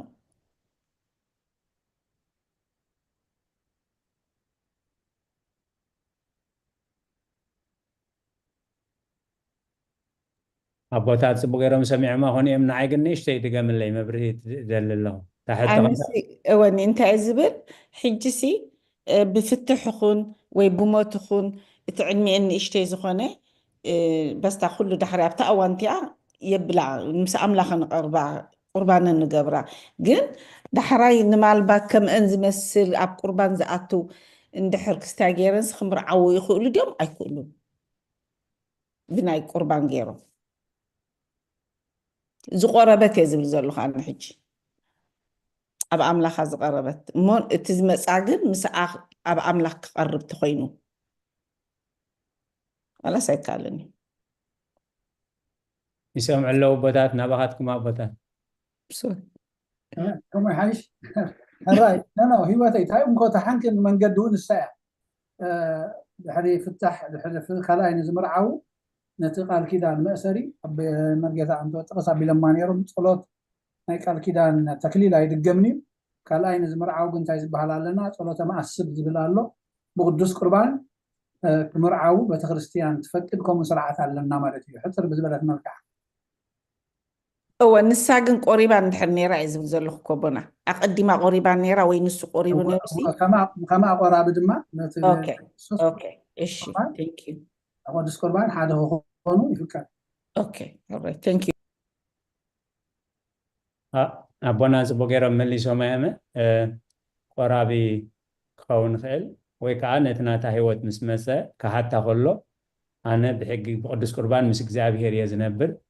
سلازي بز خمس مقدي ندحر كتكسل تدلغون كخا تنكسل نخينينا إلا أنا نسحا في تمرتي هو التماهير نسحا عادي وقدس قربان آتيون تمرعه قسل خيلي مالتي أبونا قلي سوميامة thank you أبوتا بريهات اللي thank you I really appreciate it آمين قالوا تسمع لنا حاونا ممر تقولوا إيدو حفابيل الله قدمنا ومحلافيقين مدام دن تاقن قبر الله زاناي مبلتن حيامن نتصرف تقوينا أنا تري تقاكيه مبلت سبعة دموتا اتن حيامات دبالة استفاتحة حكي باخن حزا طبعا بلما يرمى بين مرجع مجلس غريتا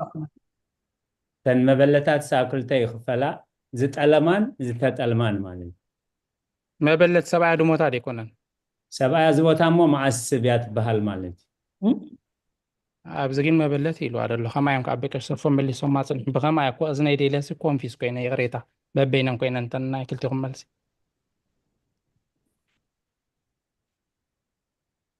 نبغى ما بنا أنا بروح عصب بحلا بتقرن لنا دي بوتات نعم أبغينا نبذل لنا أبغيز سي لما عصب إلو أنا بزحج بتقرنا عندنا تزارب بتقرنا عندنا بتقرنا إنك على حتى لله اوكي حرينا بخو ما بنا أنا ما بقول له خاب جزء ديو دياكون محمد عن أنا بمرجع بلوا بأنخي كاب قندام سيم ما سلزلو نقول أنت تقال رأس تلياتنا بمرجع بعد تقلوا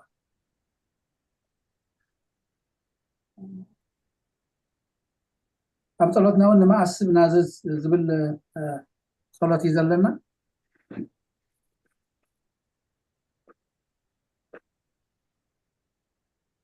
وما بقاش تسوم دحر بزانا بمرجي تاخد تقال الكويناسي تاناتكم كنفرس عينا سبعة زموتا ما بلت كتب لنا صنيعكم هو حيام قاعد التفاتحات لكمنا اوكي بقى أنا هزا ديكون انت هيدي قلنا كل جزء ساشو مسلس قبرانين ولا نعي مالتي انت هنتملسنا لينا ريامو ديكون تعمل ستة وهي بالله مثلني وعينيتنا حزمه عن لما حلال فان احنا هنا طبقنا ريفرنس نريد ما عايش طبقوا أبز ما تصوم الملسنا ونقضي أنا خلينا ايش تانك حراي ما مرتقلون أبقى يغريتا حنت حتى متعات النسي نمنتاي هاوريا باولوسي نعمل نستطرحاتو كيروسي زي تأزاز زي ويكا زي حجز زم حلال في جلو يعتبر زي أنا بوتاتيا كم آيلاون تا أب فقد شو عت زلا ناتي حتى مالتي زيارة نبوتات بزي منك أب أنت كخونوس إذا ما عزز تا تأزاز كأني رينا إنا جنك عندي أبات نفسي كلهم كم زلوا إذا بالعبتي عندم تازر أخو أنا مالتي هجسي نعوس زخوانة سبز متى أبتغشان أبات نفسك كلوا الله ودو ولاس نتي قدس قربان زوسط رحيونتي ምስጢራት ንክካፈል ዝደሊ ሰብ ጥራሕ እዩ ከምኡ ዘለዎ ወይ ከዓ ብግድነት ሲ እታ ቤተክርስትያን ከምኡ ኢላ ዶ ትሕዞላ እቶም ዘይቆርቡን ኣብኡ ዘይበፅሑ ዘለውን ሲ ኣባት ነብሲ ኣለዎም ዶ ወይ ቤተክርስትያን ሲ ተገድዶም ዶ ኣባት ነብሲ ክህልዎም ኢላ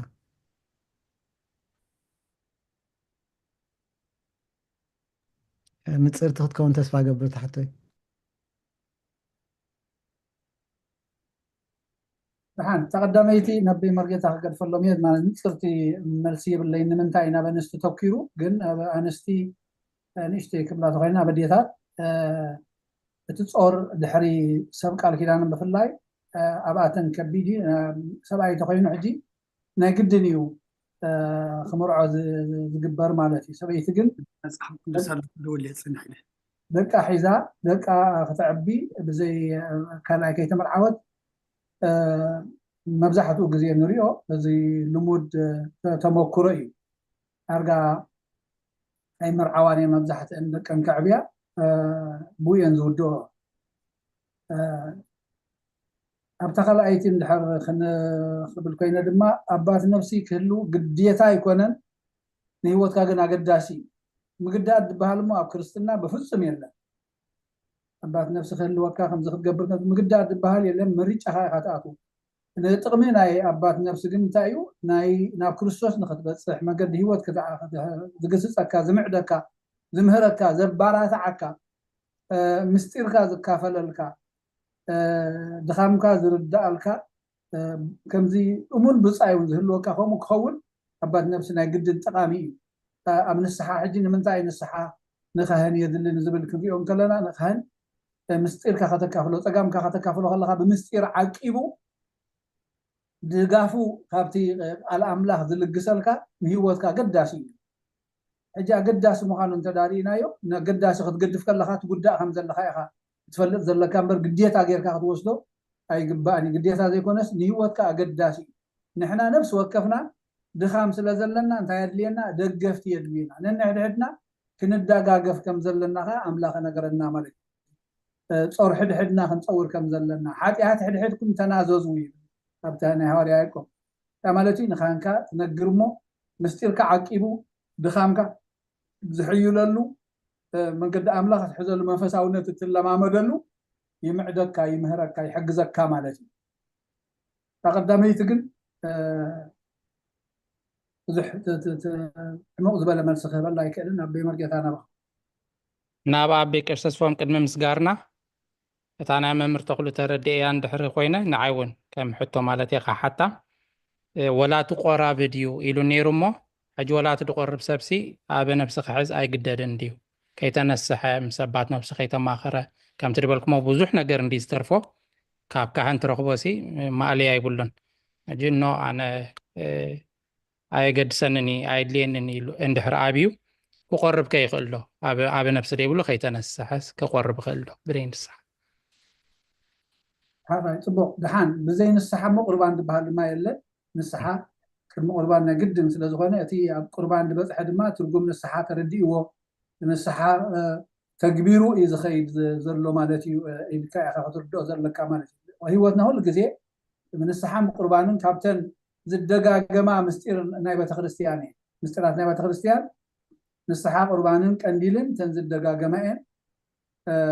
ብፍላይ ንስሓን ቁርባንን ከዓ ንድሕነትና ድማ ኣገደስቲ ካብ ዝኾነ እየን ክንደጋግመ እንተኮይና ድማ ምስ ካህን እናተዛረብካ ኢኻ ንስሓ ምስ ካህን እያ ትግበር እታ ቅዱስ ቁርባን ድማ ቤተክርስትያን ብካህን እያ ትፍፀም ስለዚ ኣብ ንስሓን እንድሕር በፂሐ ኢኻ ይድልን እየ ዝበሃል ሂወት ኣብ ቤተክርስትያን የለን ኣብ ንስሓ ተበፂሖም እሞ ምስጢሩ ተረዲእዎም ሲ ናይ ካህን ኣድላይነት ተረዲእዎም ምስ ካህን ተዛሪቦም ኣለዎ ማለት እዩ ኣብ ቁርባን ተበፂሖም እዋ ቴንኪዩ ንፅር ትቦና ካልኦ ተስማዓልና ዳቅን ሃይ ኣብታ ኣቤ መርጌታ ቅድሚ ምምላሶምሲ ናብተን ደቂ ኣንስትዮ ማለት እዩ ኣብቲ ደቂ ኣንስትዮ ዘተኮረ መንፈሳዊ ኣገዳስነት እንታይ እዩ እያ ትብል ደቕሬታ ምክንያቱ ተሓጣስ መንፈሳዊ ኣገዳስነት እንታይ እዩ እያ ትብል እሞ ክምልሶ ከሎ ኣነፂሮም ክምልሶ ኢለ እየ ናብኣተን ዘተኮረ ሲ እንታይ እዩ እቲ መንፈሳዊ ኣገዳስነት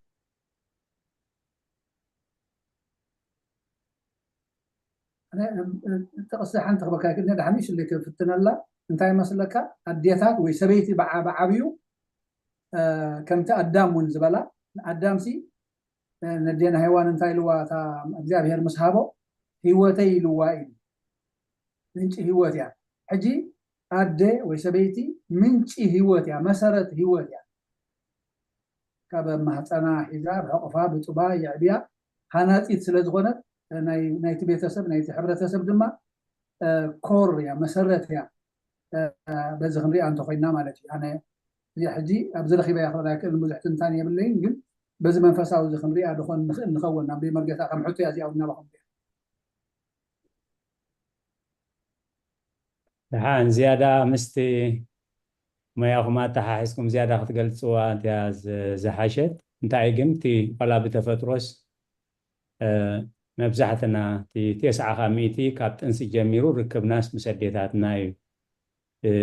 ብኡ ኣቢሉ ከዓ እቲ ባህርና የደ ኣብቶም ቆልዑት ኣብቲ ገዛ ዘለዎ ታራ ኣደ ሰላማዊት እንተኮይና ኣደ ህድእቲ እንተኮይና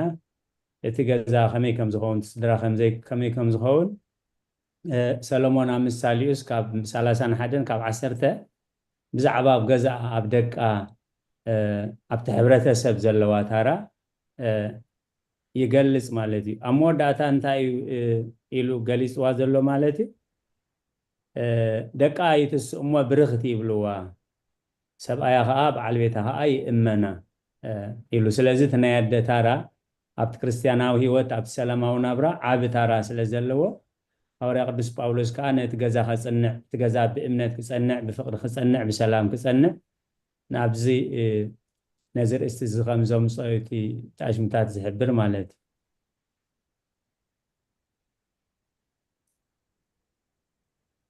أبزيات وساقي تحط اللاتني أي برهة اللين ياريتا سبع سر رأس سبيتي إلو هاورا قدس باولوس أجي رأسن دحر قينو برقص عادي أنا تجزا بزوح نقر تقبر له بفلاي مسيت أنزل له أركب جن رئيس قبله خلقان أتوزخ على عاب ترجم الله كمتي بكريستوس رئيس بيت كريستيان دخنا سبع دمار رئيس سبيتي سلازي بخمزي بتزلوهم قدة الرول نايت سبع عب رئيس مالت نتجزا دزور نتجزا الليدر نتجزا مراحيو مالتي سلازي اندحر الرئيس قينسي ناي سبع ينتعش مودو أي عب ناودو خطوكور أي نبورن اندحر بخوم مخنيات قينو مالتي أبونا حمل السوان ديام دياكوني أبقال أملاخ بفلي أب حديث كدانسي سبعين سبيتن حدي يوم إلو الجاليس ولو نناتهم جيداقن علو مالت بأملاخ زتواهبهم بتني أملاخ مريحنت نناتهم جيدا علو بتنناتهم جيدا أبقد ما أملاخ قبل زخونة سراحة سورح سلازي سبعي إذا سلازي تواهبوس زيادة سبيتي وي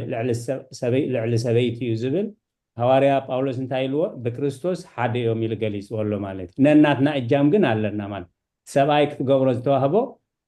سبايك تقبرو يتخلنيات سبايك تقبرو خا سبايك تقبرو يكلني كلنا ننهنا اجام مسقبرنا جن حد عصبه حد سقال لنا مال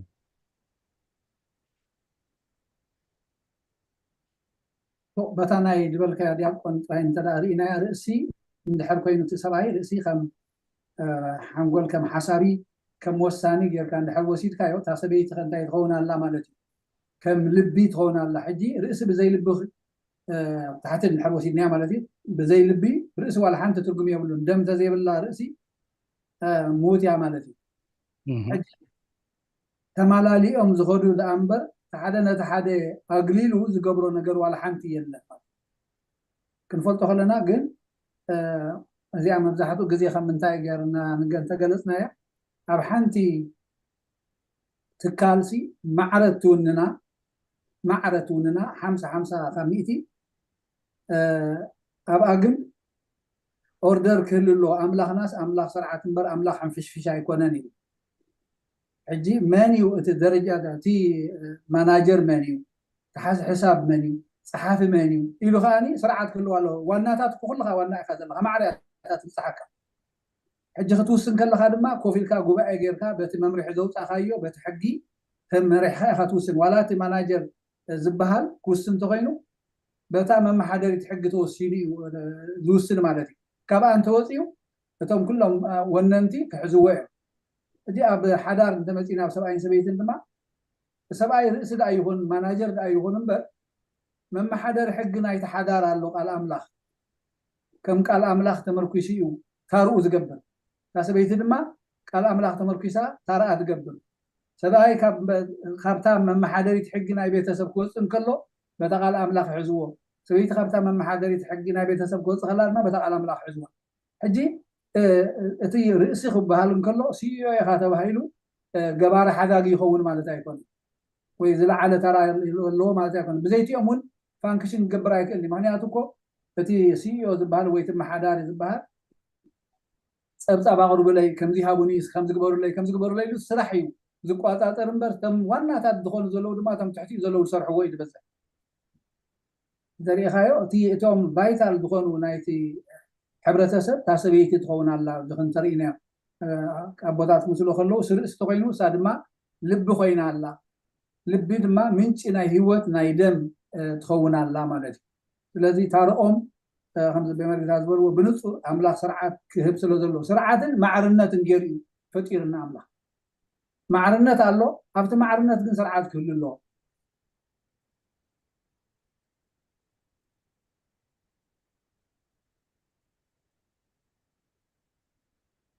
ንጹር ኣቦታትና ክልቲኦም ፅቡቅ ገይሮም መሊሶም ውልናዮም እቲ ብደገ እውን ሰብ ዘልዕሎ ርእሲ ዝሓቶ ኣብዚ ክበርህልና ስለ ዘለዎ ሕቶ ብርእሲ ሕቶ ዳገበርና ዲስካስ ክንገብረለን መሪፀ ንጹራት እየን ፅቡቅ ጌርኩም መሊስኩም ውልና ኣቦታት ቃል ህይወት ተስማዕልና መምህር ተኽሉ ኢድካ ሓፍ ኣቢልካ ፀኒሕካ እናባኻ ከብል እሞ እታ ግዜና ዳኸደት ያቅሬታ ንሓንታ ግዜ ከይዳ እንድያ መሊሶም እዮም ኣቦታትና ግን ኣብቲ ንምንታይ ንደቂ ኣንስትዮ ትብል ኣብቲ እዋን እቲ እተን ደቂ ኣንስትዮ ምስ ተፋታሓ ወይ ሰብኡተን ምስ መፅወን ናብ ካልእ ነገራት ብዙሕ ግዜ ደድህባ ስለ ዝነበራ ወይ ከዓ ኣብ ጭቋነ ዓይነት ከም ዝነበራ ተሰሚዕወን ወይ ኣብ ጭቋነ ከም ዝነበራ ገይረን ነቲ ሓዳረን ቆፂረን ካልእ ነገር ምስ ተፋታሓ ወይ ሰብኡተን ምስ መትወን ካልእ ነገር ስለ ዝገብራ ዝነበራ ዝያዳ ንዕኡ ከተኩር ኢሉ ኣብቲ ላዕሊ ኣቦታትና ዝበልዎ ማለት እዩ እዚ ከዓ ንዕአን መልሲ ንምሃብ ማለት እዩ ኣብዚ እዋንና የለን ማለት ኣይኮነን ምክንያቱ መፅሓፍ ቅዱስ ህያው እዩ ስለዚ ኣብቲ ግን ቀንዲ ከዓ ነተን ኣብኡ ዝነበራ በቲ እዋን ዝነበረ ከምቲ ኣቦይ ቀሽን ኣቦይ መርጌታን ዝበልዎ ከዓ ተወሳኺ ነዚ ንዕአን ከዓ መምርሒ ንክኾነን ማለት እዩ ንጢሞቴዎስ እንታቅሽሙ ኣዘዝ ዝብሎ ዘሎ ተዳ ትእዛዝ ኮይኑ ከዓ ሕጊ ማለት እዩ ቃል ህይወት ይስማዕኒ ኣሜን ንኩልና ያቆም ሓወይ ሓንቲ ከዓፀና ዓይኖ ክሕቶ ኣይኮነን ከምዚ ምትሓዝ ክስታይ እዚኣ ናይ ሕጂ ክንብል ኣቦና ኣበይ ቀሺ ተስፎም ኣበይ መርጌታ ዘብርሁልና ብዛዕባ ናይ ሰብኣይ ርእሲ ሰበይቲ ከዓ ልቢ ኣብ ግዜ ናይ ኣበይ መርጌታ ፓርት 1 ፓርት 2 ፓርት 3 ፓርት 4 ኢሎም ሂሮምና ነይሮም ኣብ ግዜ ኮቪድ እሲ እንተተደግማሲ ብሕልፊ ሕጂ መዓት ሓደሽቲ ገለ ስለ ዝመፁና ዘሎ ፅብቕቲ ኮይና ትስማዓኒ እሞ ኣበይ መርጌታ ተረኺብኩም መንሲ ፅቡቅ እዩ ሳጀሽን ማለት እየ ኦኬ ቴንክ ዩ ኣሜን ቃል ህይወት ተስማዕልና ሰሚዖም ኣለዎ ኣቦታት ሓራይ ቅሬታ ግዜ ውስድ ኣቢልና ኣለና ንፅቡቅ ስለ ዝኾነ ድሓን ኣቦቀሺ ወልደ ትንሳኤ መደምደምታ ግብር ኣቢልኩም ብፀሎት ክትዓፅውልና ጸሎት ክንዓፅና ድሓን ያ ተማሂርና ፅቡቅ ዓፅና እዮም ኣቦታት ዓሰርተ ደቂቕ ድማ ከይዳ ኣላ ያ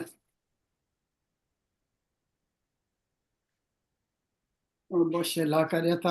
መጽሐፍ ቅዳሴ ልጠዋሃብ እንተ ሰላም ዋላ ሓስኳን ደለኹ ከልባበለና ታዳ መጠቃለሊ መእሰሪ ግብር ኣብለልታሁም ቃል ድሓን ኣሲርኩም እንዲኹም ኣሲርኩም ኣኹም ድሓን ቃለ ህይወት ትስማዓልና ኣነስ እንታይ ኣቦይ ቀሺ ተስፎም ፅቡቅ ገይሩ ኣቢልዋ እዩ ኣብታ እታ መርዓ ትብልሲ ቃል ኪዳን ሓደ እዩ እንዳተባህለስ ከመይ ጌርካ ደኣ ካልኣይ መርዓ ይፍቀድ ድበሃል ገለ ሕጂና ምእንቲ ከይንኸይድ ሕጂ እውን ቤተክርስትያን ክልተ ቃል ኪዳን የብላን ካልኣይ ሳልሳይ መመርዓ እውን ቤተክርስትያን ኣይተተባብዖን ግን ብዝኾነ ነገር እንተ ደኣ ኣጋጣሚ ፍትሕ ተረኺቡ ግን ካብ ብዝሙት ምንባር مفتح حتيات مخانو እግዚአብሔር ዘይፈትዎ ምዃኑ ምሂራ ገኒሓ ቤተክርስቲያን ግን ስለ ዘይትሰጉግ ብንስሓ ተቐቢላ ብቅዱስ ቁርባን ካልኣይ መሓላ ካልኣይ ቃል ኪዳን የለን እቲ ስጉእ እንዶምን ግን ክንዲ ቃል ኪዳን ኮይኑ ሓደ ስጋይ ዝበልዐ ደመይ ሰተየ ምሳይ ነብር ኣነ እውን ምስኡ እነብር ሓደ ገይሩና ክንነብር ንኽእል ኢና እሞ ካልኣይ መርዓ ይፍቀድ ኢልና ጥራሕ ንምእንቲ ከይንወስዳ እታ መርዓ ምንባር ብሓንሳብ ካብ ሓጢያት ካብ ዝሙት ክንድሕን ምእንቲ ቤተክርስቲያን ብቃል ብቅዱስ ስጉእን ብክቡር ዶምን ገራ ክትቀበለና ትኽእል እያ ግን ዋ ቅድሚ ሕጂ ተቐቢላህን እንዲያሊሱ ኢሉ ከም ልምዲ ሰብ እንድሕር መመልሹ ዝመፅእ ኮይኑ ግን ደረትን ቅጥዕን ከም ዘለዋ ቤተክርስቲያን እውን ክንወስድ ኢለ እሞ ስለ ኩሉ እግዚኣብሔር ምስጋና ይብፅሐዮ ጸሎት ክንዓጽሞ ኩልና ጽቡቕ ምሸት ኣምሲና ኣንልና መምህር ቃለ ህይወት ይስማዓልና ዝማሬ መላእክቲ ይስማዓልና ኩልኩም ኣቦታት ድማ መን ኣገልግሎትኩም ባርኽ መላድያ መጽሓፍ ቅዳሴ ምሳኻ ቦሽ የላ የላና ቦሽ ሓስባና ወራይ من سلام رسول صلاة كم بحدش كل نزح الجابير أبغى يسانان مدحنا يسوع كريستوس من سلام نزحنت الدخول زخانة قدس بيت كريستيان نلمن علونا قبل على حزب منانا بزح سلام كه كل سلام سلطان ذلو الجابير أملاخنا أيو من سلام صليو سمايات نبر ربنا سمكاي قدس من قصات مسا فاركان تاب سمايكم دمام دريكون نعلت مقبنا لو محبنا احنا نزبدلنا بدلهم كم تحرقنا لهم بدلنا اوسانا دقلنا كم كفاد احنا نمبر فتنا يتأتونا نقصنا حيلين كبر نزل علمنا كايما امين اوزتي مريم بناي قدس جبريل ملا سلام تا سلام لك له حلنا غدن قليخي بسقاخون دن قليخي هذا ايجابير صوات قويتا سراوي سلام لك له نسغي كاب ان السبرختي خي فركرسهم برغيو وملت تصقا ايجابير مساقيو وفسيت دس بالكي حتياتنا خسر يلنا نفتو ودخ يسوع كريستوس من انتانا محرات لمن لنا امين ونقول التحجيا بيه اللي من كان مال كان لنا ونقول سلام سلام هبنا كل هي كان اخم اجابيرات بينا صقا خو نفسنا جكان نفط بعد املاخ يبلنا قدسم كان سمن تصوعنا لنا اب سمايات ذل خمس سلام كعبد النفس كلنا حدر ابز عالم زين بارنا بسلام حلو كلهم راح تنسب السلطان بقدسم كا سلام حبهم اب زريانا نزلوا كان تعذاب كام خرهب اما تاونا موصانا نزلوا براوتنا بكل سلام حلوهم بهدوء بقنعن وقت النبرن وكل سنة يملكوا دما نعخان إيجابية بمفرح بحياة ونتكن ركبن بكرساس مسؤول منفذ كل سن مسجانا صنعتهم بوزل كلامون كل سعن نزل علم أمين قدس إيجابية رملاخنا سلز صنحنا جزيه سلز جوبا أزي زخفت كالنا دما نمسكنكا كمزي أبز جوبا أزي تساتفتي زجبر كنا مودعتنا صبي قدما أب سماي تغافلتن تساتفتن قبائي قدسان قبرنا زي إن مهارو زلنا قالك أملاخنا بمنفس أعبيو تعززنا يو زفتسم نمست إرادك زساتف بمنفس زعبي أب إمنات زتصنع قبائي قبرلنا إن مهارو زلنا قالك أملاخنا فرادينا كنانينا زي كونسي قد كامر أينا خون نسر حق زنا نقالك مئزاز مالت نعاخا مئزازيو بقالك منبار مالت دما مساقا منبار مالتي ما أملاخنا كم قالك نبر دما اسرح حق زنا كم زي زسانو قبائي دما قبائي قد كفتلن بب زلو دما سلطم زي بالله من المنكا سلطم ذهب كان دما تتقمت خنكون أملاخنا نسرح حق زنا مسانا وعلك أخانا مسكنكا مسانا تحضر دمان معقبكا أب حمام زلو بصلوات ذكرنا زبلوا ناس ماتهم نفلتهم زي نفلتهم سخا زي تفلت إلا نمو نخلهم بصحيهم زنانا أنا نعلنا يعرفوا من قصة ورسلنا وفي رمز اللو دحن يتولنا قشم زلو دحن ملسلنا أميام زلو نسألنا بسقا بنفسي تأثيرهم زلو أملاخنا سنسلتهم سنسلت حقيات ويدما سنسلتهم سنسلت ما أسرت سقا موقع حقيات كمون موقع سقا سيركا بتيكا سقا بنفسنا كلنا حاراوت عنا ولدنا أيام كلهم أملاخنا ناتكاغرنا خنعبيا من السخا حق زنا كلهم دقنا لما نعخا زخونو قبرلنا نعخا زي كون أيتهابنا كل بعالمنا نريء زلنا أملاخنا كل حماق نقر بصبو قير لنا معاتنا محرات قطعة نابتع قصر ما لوت لنا نزي أبزاز لنا يهاجر تمريح زلو مرحد ما أملاخنا بزح نسبات كاب سرحهم ديو كان من نبابرهم زفانا قل بزح نقر نرئي نسمع لنا ما أملاخنا لبهابو بغن عنا بلبونا كمرح زي أبيهر أملاخنا السخا حشوخ بلا سلا كل تمسجن بركات دينا قدس رنجل مريم كفلنا بإيد ملائكة تحلونا أبسمايات تنبر ربنا سمكاي قدس من استغاث مسا وعد كان تاب سمايكم دمام دريخون علت مقبنا لما هبنا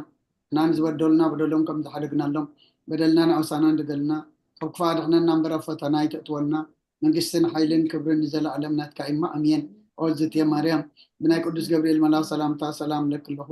حلنا غدن قليخي بسقاخون دن قليخي أدي جابير تواعد قويتا سراوي سلام لك له مسخي كاب عن السبرختي خي فركر سوم برخي وملتز أقا جابير مساخي وفس تدس بالكي هتياتنا خسر يلنا نفتور دخي يسكر سسم انتانا محرات لمن لنا أمين مفتاح ويسرق جينا أملاكن ودان يسكر سس كاني كنا سريات يدم ساسي أبسا ولدو لبركشاتي برهان أنتم أويو كانت وأوير يكونات ودوان سايرو قصانات ببسمكم كونو فتانون صحاني رسينس كلوان سميت زيو مهارن كرسوس مل عصر تغلتين زيو مهارن كرسوس زيو مهارن كرسوس زيو مهارن كرسوس زيو مهارن كرسوس زيو مهارن كرسوس زيو مهارن كرسوس زيو مهارن كرسوس زيو مهارن كرسوس زيو مهارن كرسوس زيو مهارن كرسوس زيو مهارن كرسوس زيو مهارن كرسوس خبون بنت أجزتنا مريم مهارن كرسوس مل عصر تغلتين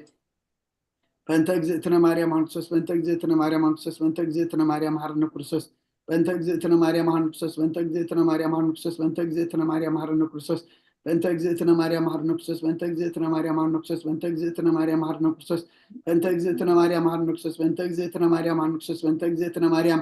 مهارن كرسوس سأجا قويتانا إيسوس كرسوسين فقر እግዚአብሔር አቦን ሕብረት መንፈስ ቅዱስን ኣብ ልዕለይን ኣብ ልዕሊ ኩልኹምን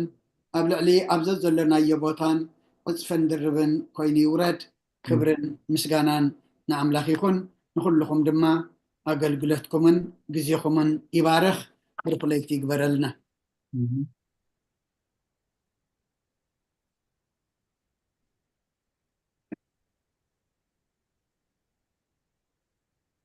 ቃል ህይወት ያስቃልና ቦታትና ኩልኩም ብርክለይቲ ንኩልኩም አሜን። ቃል ህይወት ተስማዕልና ስለዝነበረና ጊዜ ንኣምላኽና ክብርን ምስጋናን ይኹኖ። ብሩኽ ለይቲ ደሓን ሕደሩ። አሜን። ኩልኩም ደሓን ሕደሩ። ቴንኪዩ ኣቦታትና ዲያቆን ኩልኩም ጥቡቅ ተማሂርና ደሓን ሕደሩ። በዓልና ብሩኽ ለይቲ ኣቦታትና መምህራንና ኩልኩም ሰላም ለይቲ